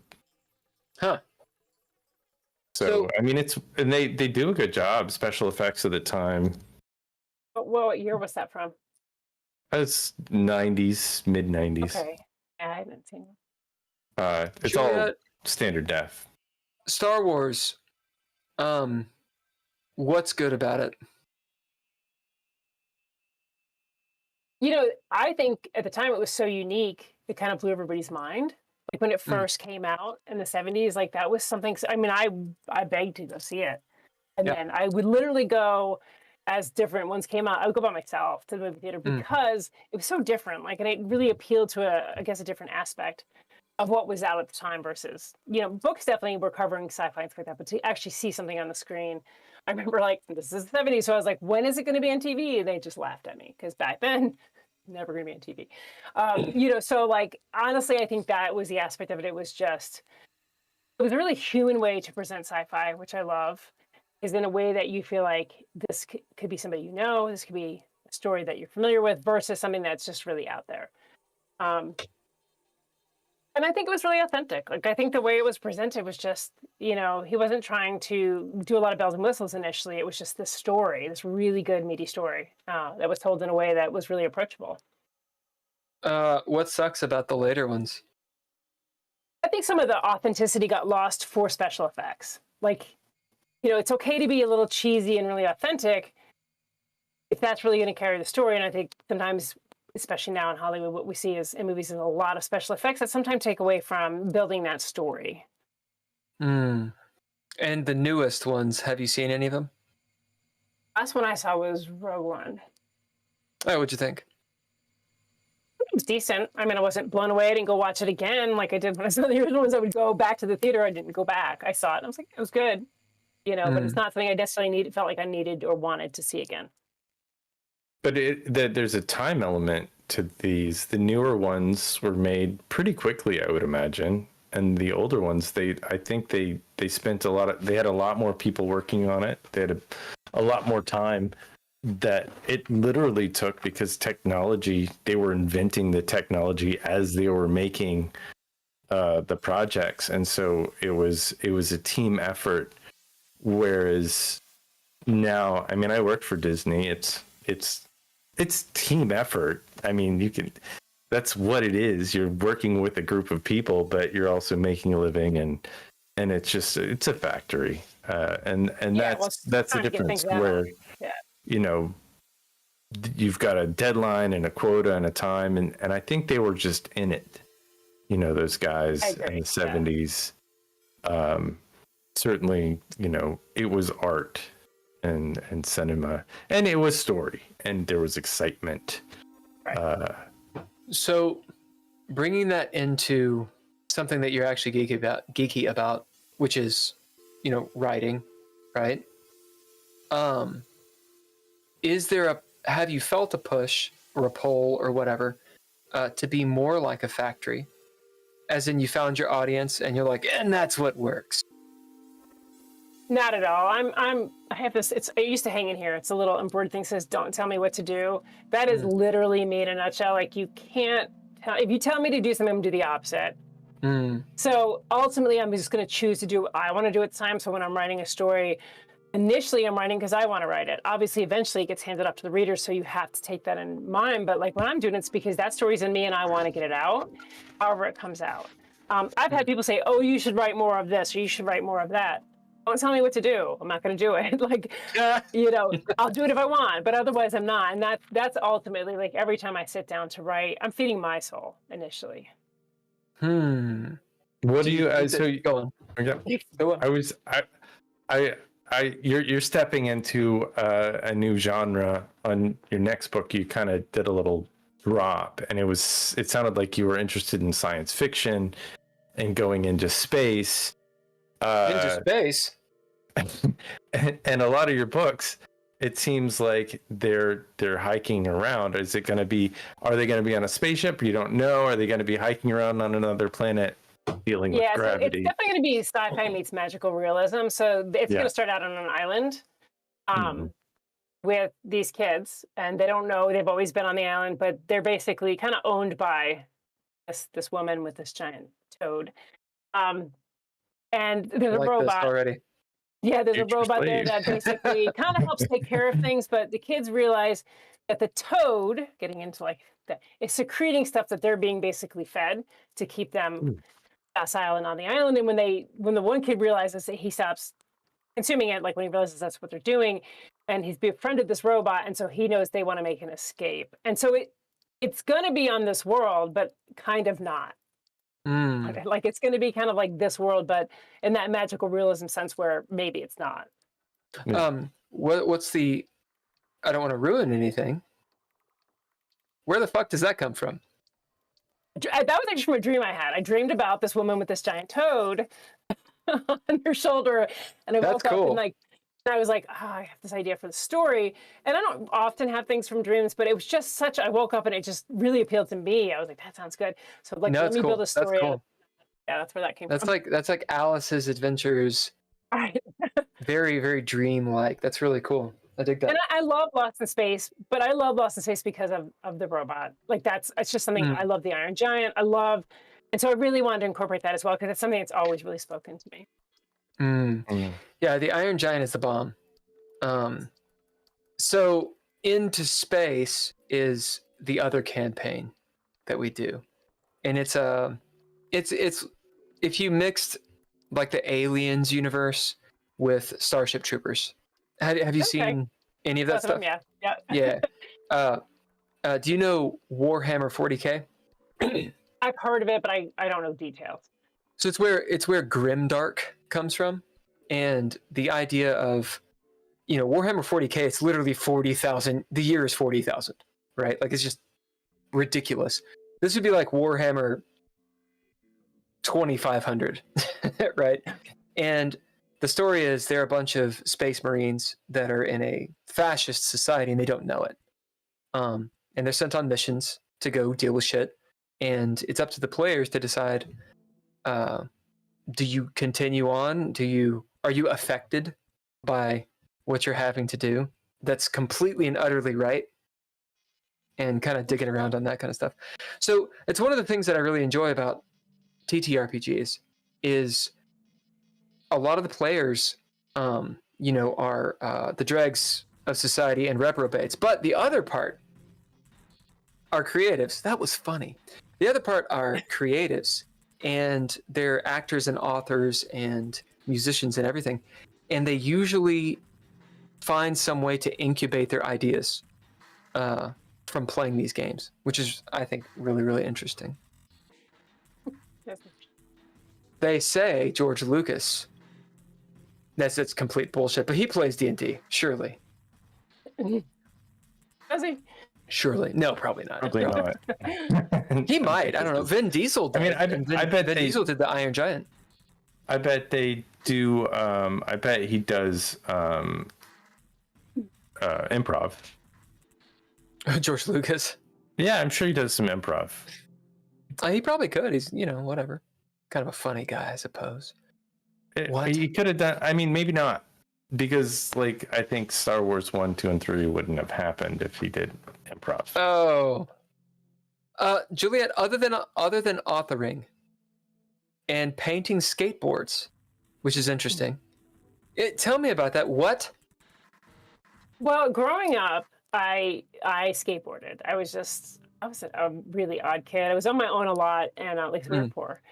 And so other than the other thing I would do, so it took up skateboarding, because the other thing I would do was to run in front of cars to see how close I could get to them without them hitting me.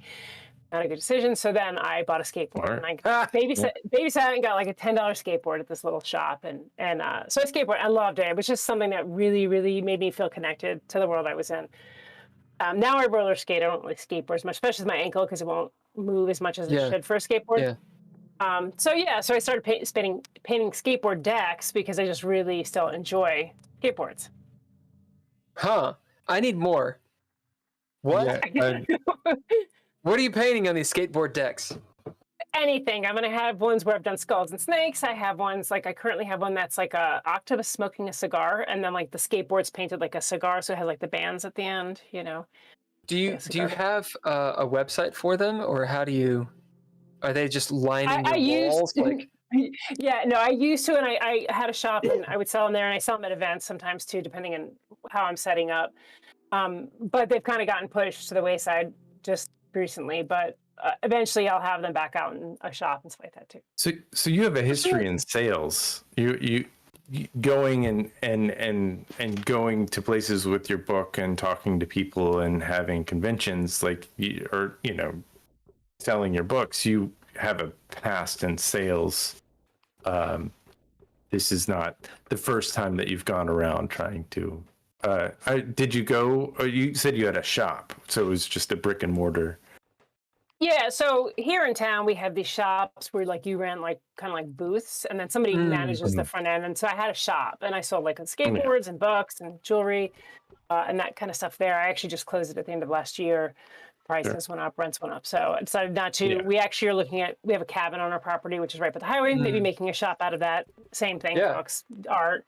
And then I do events. So like I said, I do events as often as I can, coming into busy season now. March through basically May are busy. Yeah, Lexington Comic and Toy Convention is going on right now. Right, yeah. Everything is right now. Did I catch that you were a journalist at one point, or you just wrote for magazines? And yeah, I wrote for magazines and newspapers, but I did it freelance. Okay, and what was the subject matter? If you It just depended on what they needed. Sometimes I wrote hardcore. Yeah, I mean, sometimes it was boring stuff like what's going on in town, or sometimes it was an article about something. I wrote a lot about cancer because I lost a child to cancer, and so I wrote a lot about that journey and my experiences with that as well. Yeah, cancer's tough. Why'd you write for cancer? I didn't hear that. Yeah, so I lost my mother when I was 11 to cancer, but then I also lost to cancer. I see. 4-year-old daughter to cancer as well. Oh, so Jesus I felt like Christ! it was something I wanted to write about to let make other people feel heard, or give them different resources. Absolutely, absolutely. It's a hard thing. Cancer fucking sucks. It's not. It does. It's everywhere. But yeah, that's a tough. Have you written any? I guess you've written a little bit on that subject. Yeah, I do it within fiction now. So what I might do is weave some stuff into the character's experience. I do write about grief quite a bit in my books because it is something I've dealt with. So kind of creating, characters who are going through maybe those experiences as well. Sure. And do you have any advice for people going through some grief or going through? Yes. There really isn't any advice. Honestly, just breathe in, breathe out, because there's nothing that makes it better. I mean, I'm going to be honest. You can have all the support, you can have all the community and everything, but the fact is, you're just going to go through it. It just fucking sucks. It does. It does. It's terrible. So, there's a slew of questions. Now, I asked you if you didn't want to talk about anything. I'm fine. Talk about anything. All right. So, the death of a parent to cancer, that's a bitch. That's a big old bitch, especially at a young age. So, how has that come into your creative? How's it? We've been talking about you being an author all night, so we'll stick with that. How's it come into that? How's it played out in that? I know you kind of just answered that, but anything specific? But there's actually different levels. So when my mother passed away, she was also a single mother. So with my brother Scott and I, our brothers were being raised by our father, who we didn't know. So it was just my mother, my brother, and I. This is our little group. And then she died very quickly. So she was diagnosed and died 2 weeks later. She was a nurse. What kind of cancer was it? She had leukemia. And we think she knew, because now looking back at letters she had written her mother, we think as a nurse she knew what was going on, and she also knew that there wasn't really much of a chance. So she, at that time, bought the RV, loaded us up, and we went to Mexico. So I think a lot of that was kind of like her bucket list type. Yeah. came back, and about a year later, she passed away, and we were shuttled around to like different family members. So I had like a lot of experiences: people that did want us, people that didn't want us, abuse, things like that. Moved out on my own at 16, and so now, like when I write, it defined me a lot as a person, not just because of her death, but because of our situation when she died. So she was single mom. We really wouldn't want any place. I really kind of went into this like bubble for most of my childhood. It was just like isolated in a bubble. That's how I existed around other people.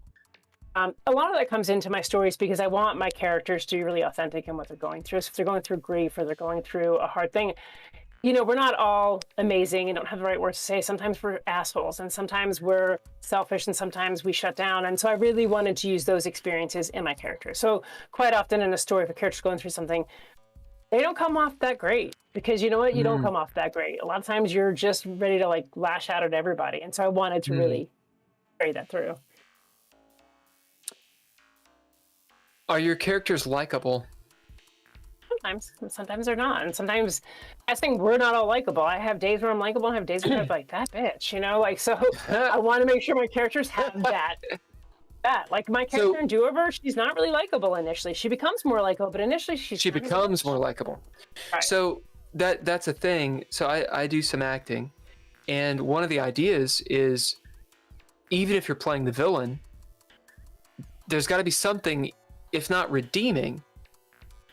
You don't want to just fucking hate the person, because then the audience doesn't want to see that person, right? So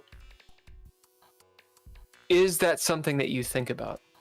Absolutely. I like a villain that you can relate to, and it's rare that I have a villain that is just, in this last book I had one that was completely unlikable, but most times I do stuff where maybe there's something about them that you maybe relate to. Even if you don't like him, you're like, I kind of see where they're coming from, or yeah, I've kind of been like that before.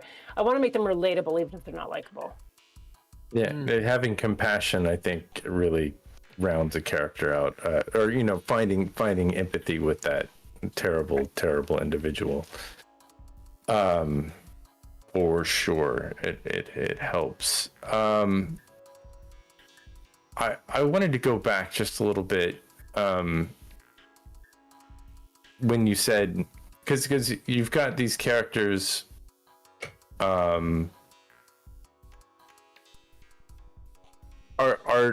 they the ones described, like Adian and Zeke, or are these are the heroes, correct?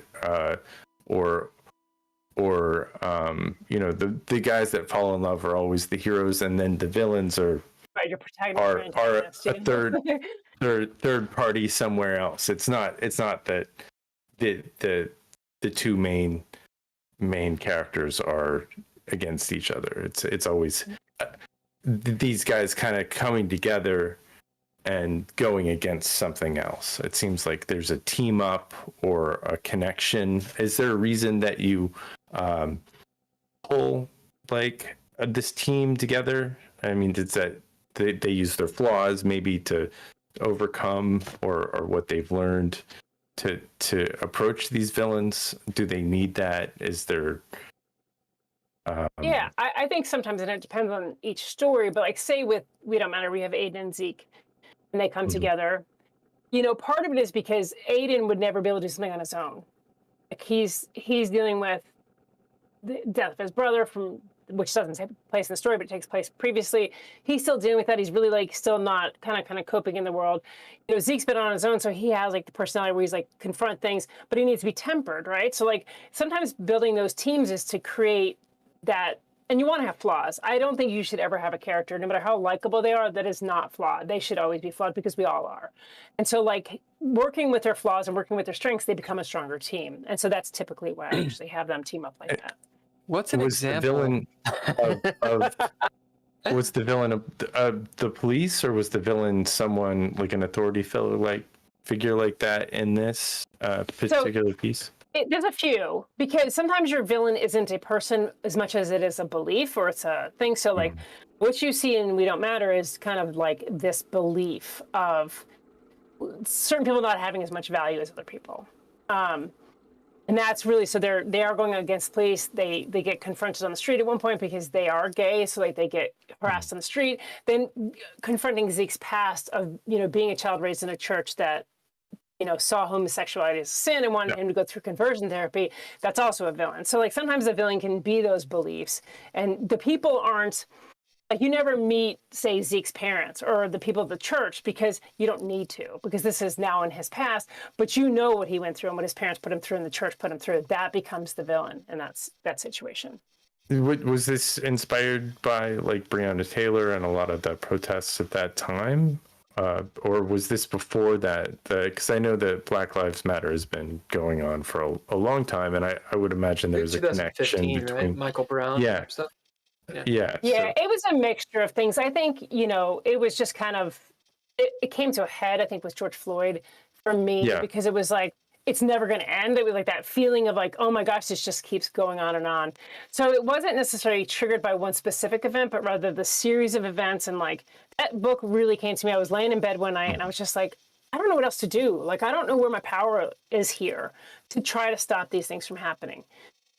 Post online all you want. You can do whatever you want. The fact is, you're not gonna, you're really not reaching people. And so like, I was like, how can I reach people in a way that isn't preaching? And that's where I was like, I could write a fiction story. And through these characters going through these experiences, instead of being like, this is happening, people feel it because the character feels it, but they're not committed because the character's not real.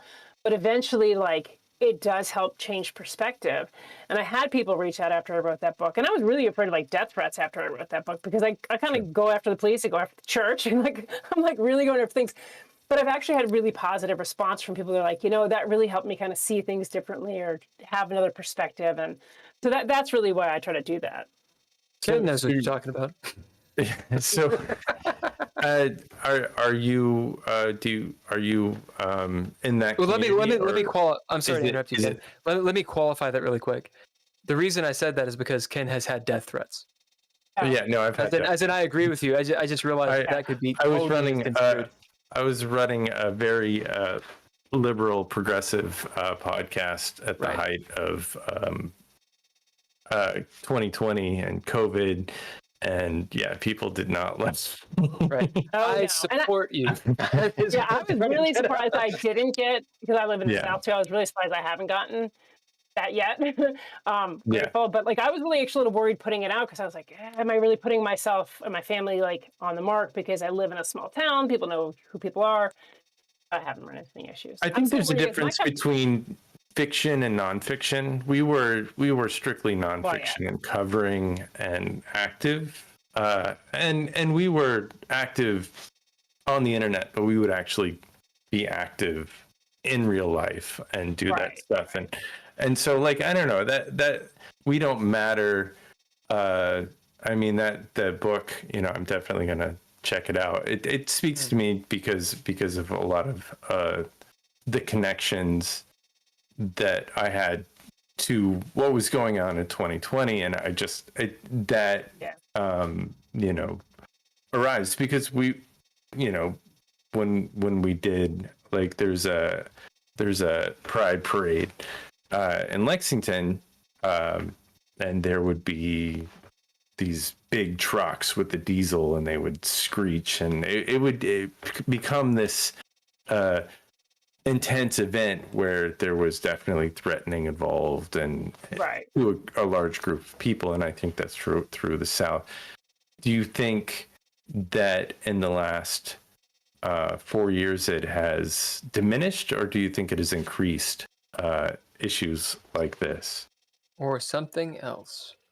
It's kind of something else, right? Because like it hasn't diminished. We're hearing about it less.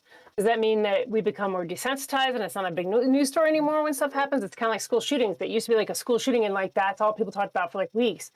Now, sometimes you don't even hear about them.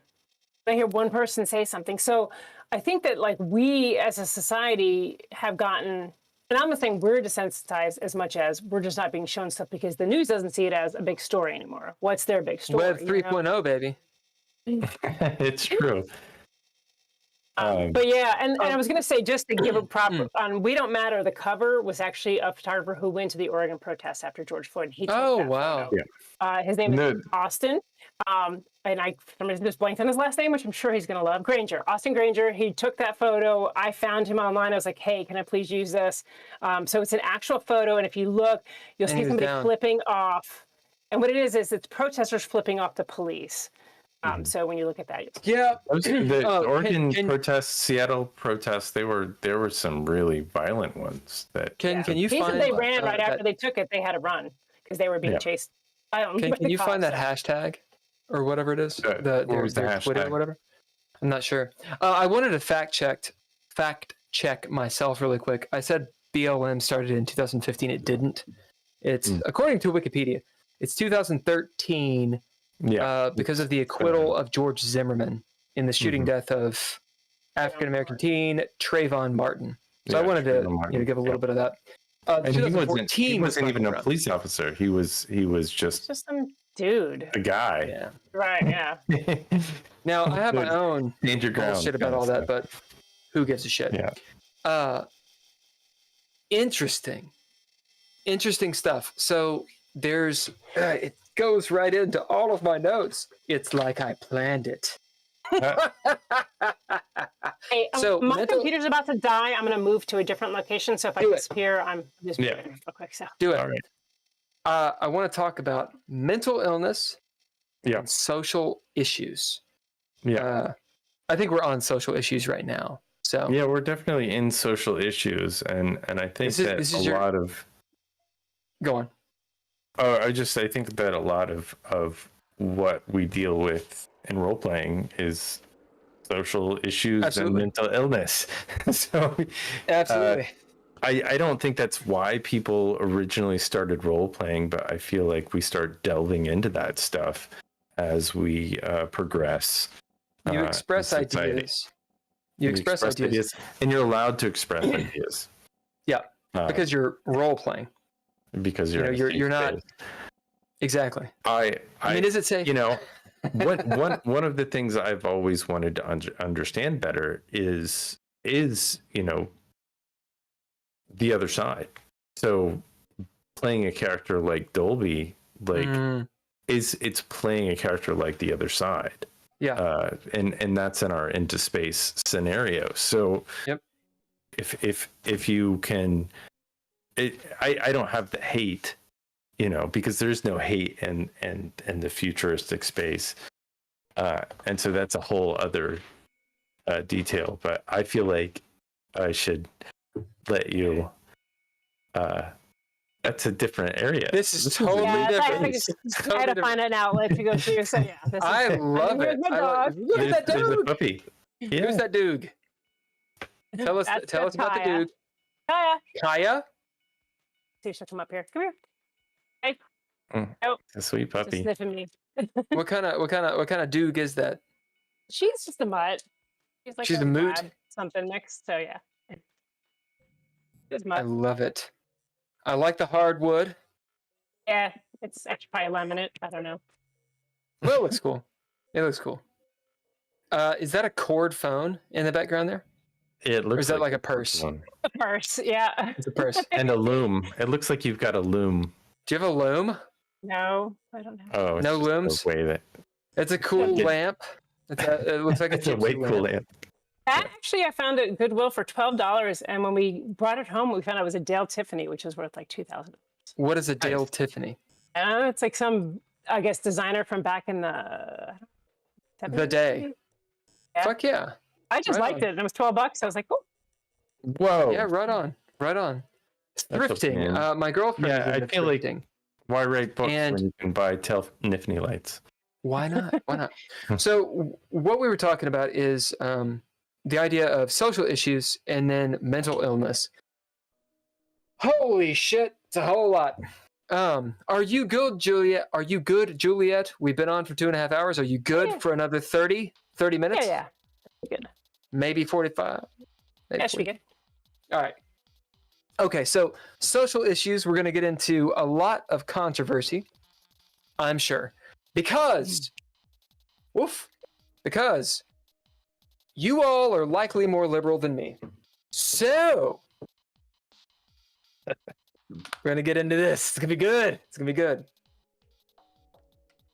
some of your books, maybe all of your books, do they have to do with social issues? That is an idiotic statement. When I say social issues, I'm qualifying that as the kind of things like BLM. Yeah. I think probably to a degree they are. I mean, I think that sometimes the social issue is primary and sometimes the social issue is secondary. So like saying like we don't matter, social issue is primary. But like in Do Over, the social issue is secondary. Social issue being family trauma and ketamine abuse in small towns, or basically problems in small towns with drug use in general. So that becomes more of a secondary issue. But all of them probably have, to a degree, an issue, you know, that I felt it was important to address. I have not read your books. Sorry. What are those two titles about? I know you've talked about them. We've talked about them a little bit, but just for people that are listening, what are the books about specifically in their social issue? So like We Don't Matter. Yeah, I actually do know, but I want you to say. So the social issue in We Don't Matter is obviously kind of two things. One, it's the main character finding out, or, you know, not finding out, but discovering that he's gay, you know, that coming out. And then him having to really kind of just adjust to that world. The second probably issue, obviously, is the police brutality. And that, like I said, that came because I wrote that story after George Floyd. It was just something I wanted to address. And then... something's back from reading. Anyway, and then obviously getting into the church abuse as well, which is kind of more secondary because it's not a major part. It's really just something that they talk about once they're kind of running from the police. Do Over, the social issue is, well, there's two within that, which is small towns. I mean, small towns and being a young person in a small town, there's not a lot of opportunity. You can see higher drug use, things like that. So I really want to address that because I've lived in a lot of small towns and I want to address kind of like that element. And then, of course, the ketamine abuse. And one of the characters basically being addicted, but also selling ketamine. So we come from Kentucky, and as you may know, there are no drugs in Kentucky whatsoever. Yeah. But no meth? No meth in Kentucky? No bath salts. There's no pills of any sort. It's interesting. My other cousin that died relatively recently because of issues with meth and mental illness. So yeah, it's an interesting subject that not everyone can get behind. Not everyone understands it, right? Right. I don't understand it personally. So being a millennial, many people were, I've been in Los Angeles too long. I'm qualifying my statements. Everyone, go back to my Kentucky roots. Everyone was this way. Into ecstasy or Molly, you know, they're all candy kids and this kind of thing. They all did the reefer. They did it. They rolled. They were rolling, not roll in. They were rolling, right? On a river. And in my mind at the time, drug use was just ubiquitous. So, but it wasn't immediately destructive. It's what people did for fun. Right. And they went and did it, but I was in the dark ages. I was in a whole different thing, but I wasn't a part of that. I would sort of like lurk in and be there and witness it. But I wasn't a part of it. I had no judgment based on it. Now, some of my friends, they were in, Eastern Kentucky, where you have whole communities that are destroyed by it, right? Right. What are your guys' experiences? What are your thoughts on all that? Go. So, I mean, I think that living in the South, and I'm not bashing the South by any means, I'm just saying, having lived in the South, lived in small towns, there's definitely, obviously, you've seen meth a lot. I actually served on a grand jury a couple of years ago in our town, and that was an eye-opener to how much meth is a problem in this town.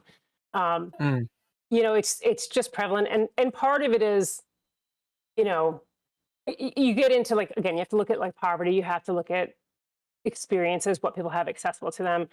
And I do think that's part of the problem in small towns, is that there isn't a lot accessible. It's not accessible when you're a kid. There's really nothing to do, so you look for stuff to do. And as an adult, a lot of times you're working crap jobs, crap pay, barely making ends meet. So sometimes the appeal of taking something that erases that reality for a while is there, but then it overtakes. Like, obviously, they close the coal, man. I understand. Exactly. But yeah, I mean, I think that some people don't intend to go into it full force, but they're like, I'll try it this time, or I'm partying this time, right? And then it becomes. I've incited Ken. Well, not only did they close the coal mine, but they got injured while working in the coal mine, needed an opiate, or were prescribed an opiate in order to have some pain relief, and then got addicted. They were overprescribed. It kept going, because they were just like, there were no issues with opioid related. The Sackler said that they were not addictive, and then they were addictive, and then you're like, you can't get opium anymore. So what do? You get heroin, you get meth, you get other things that. It's not just, I don't have anything to do with my life. It's the fact that, when there are a lot of people that are injured, and I have, in Kentucky, I know 2 or 3 close people to me that I'm related to, and many more friends that had issues that were definitely relating to. I think that we're definitely. I play a character on one of the games that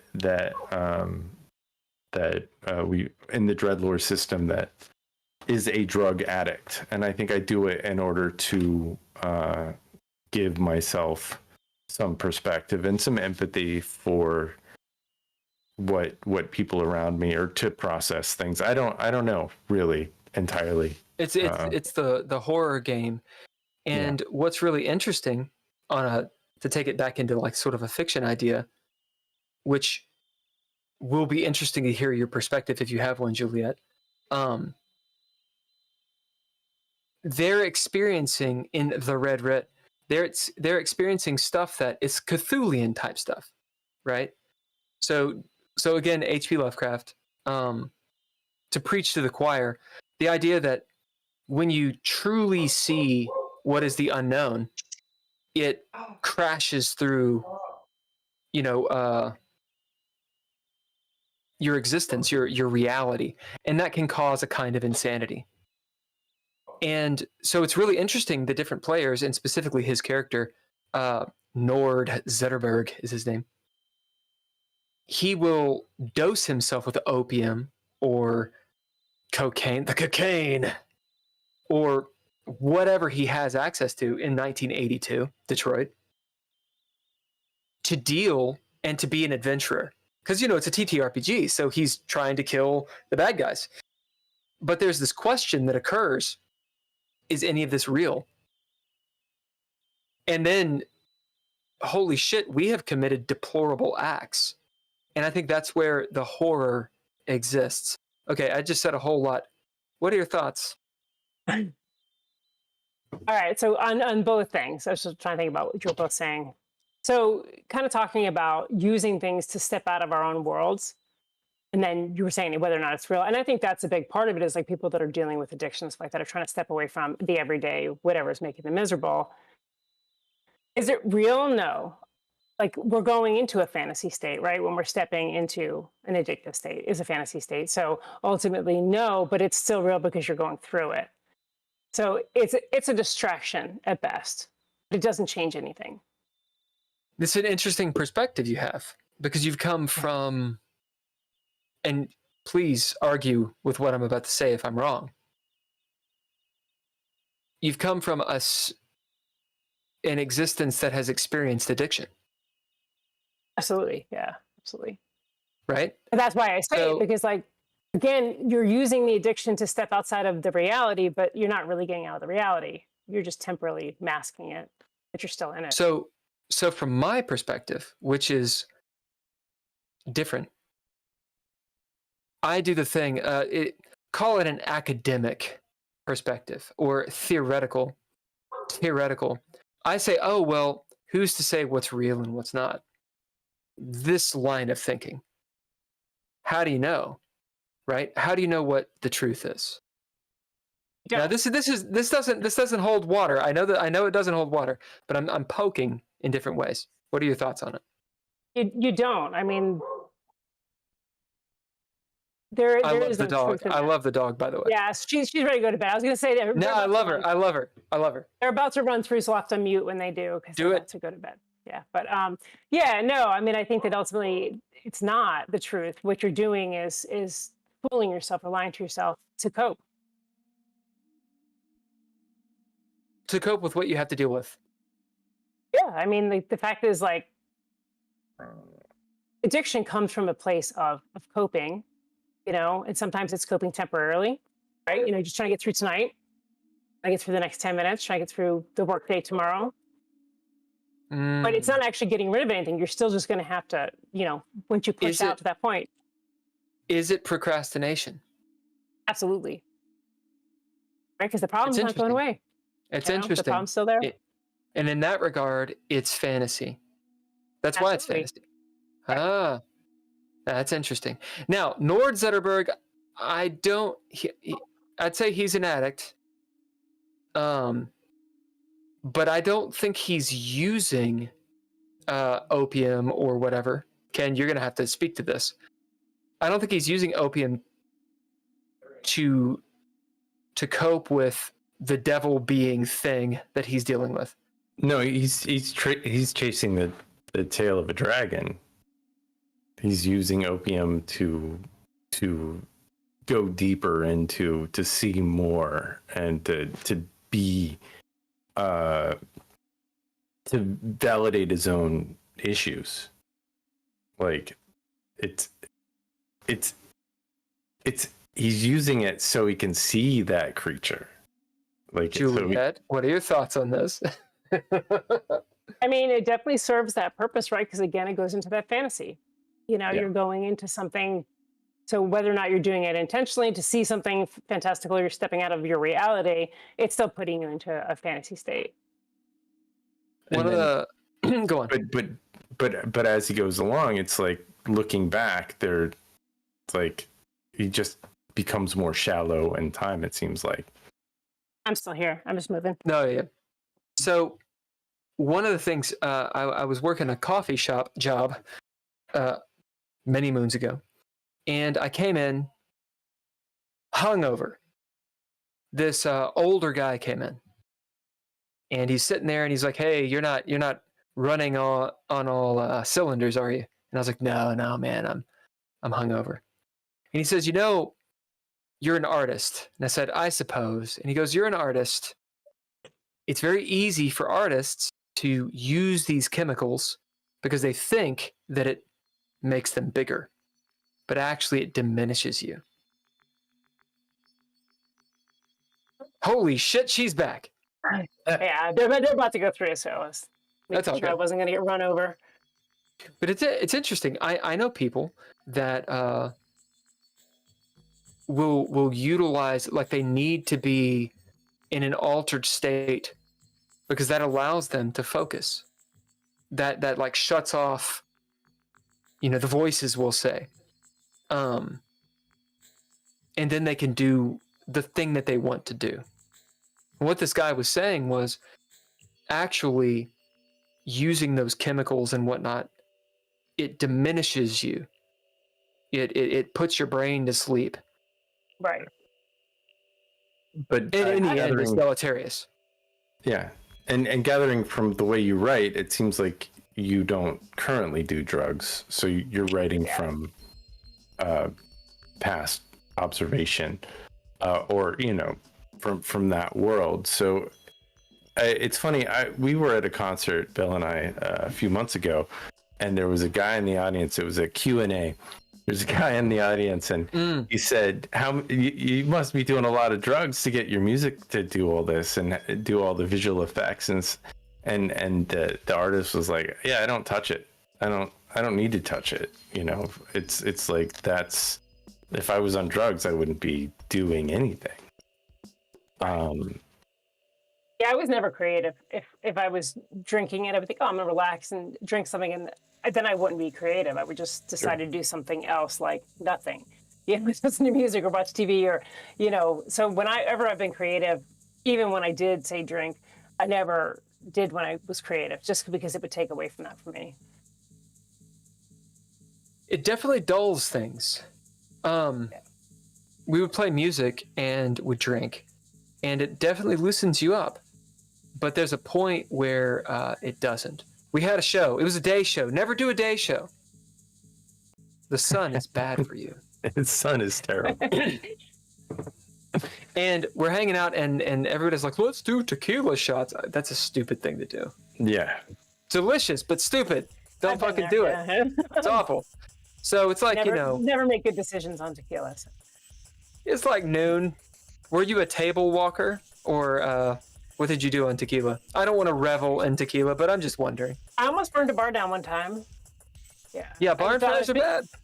Yeah, I thought I'd been clever and took a candle that they had sitting on the thing, and I slid it down the bar, except it just tipped over and caught all the alcohol in the bar on fire, and they kicked us out. So. Not a good decision. Yeah, that's bad. That's a bad one. Why were you in a bar drinking with candles? I don't know. It was a comedy club, actually. And so, like, one half was the comedy club, the other half was the bar. So after the comedy show, we went over to the bar half, and they had candles there. And it was in a barn? Bar. Oh, bar. I thought you said a barn. I was like, what? Why were you in a barn? Although it's a cool idea. Cool. It's a cool idea. Yeah. I'm sure it's not. It's been done. But yeah, so definitely didn't make good decisions. I wasn't really like a in-your-face kind of person. I usually just did stupid little things that, you know. Yeah. But that's what gets you. That's what gets you. It's wild. It's kind of like what we were talking about before. You're running along and then your leg gets broken. Right. And that's how it is with everything.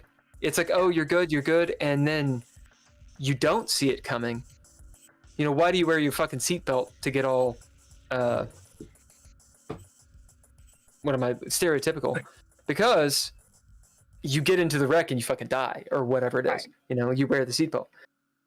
So we took tequila shots, and in the end, we all decided this is a bad idea. I was on the drums. I'm not a drummer.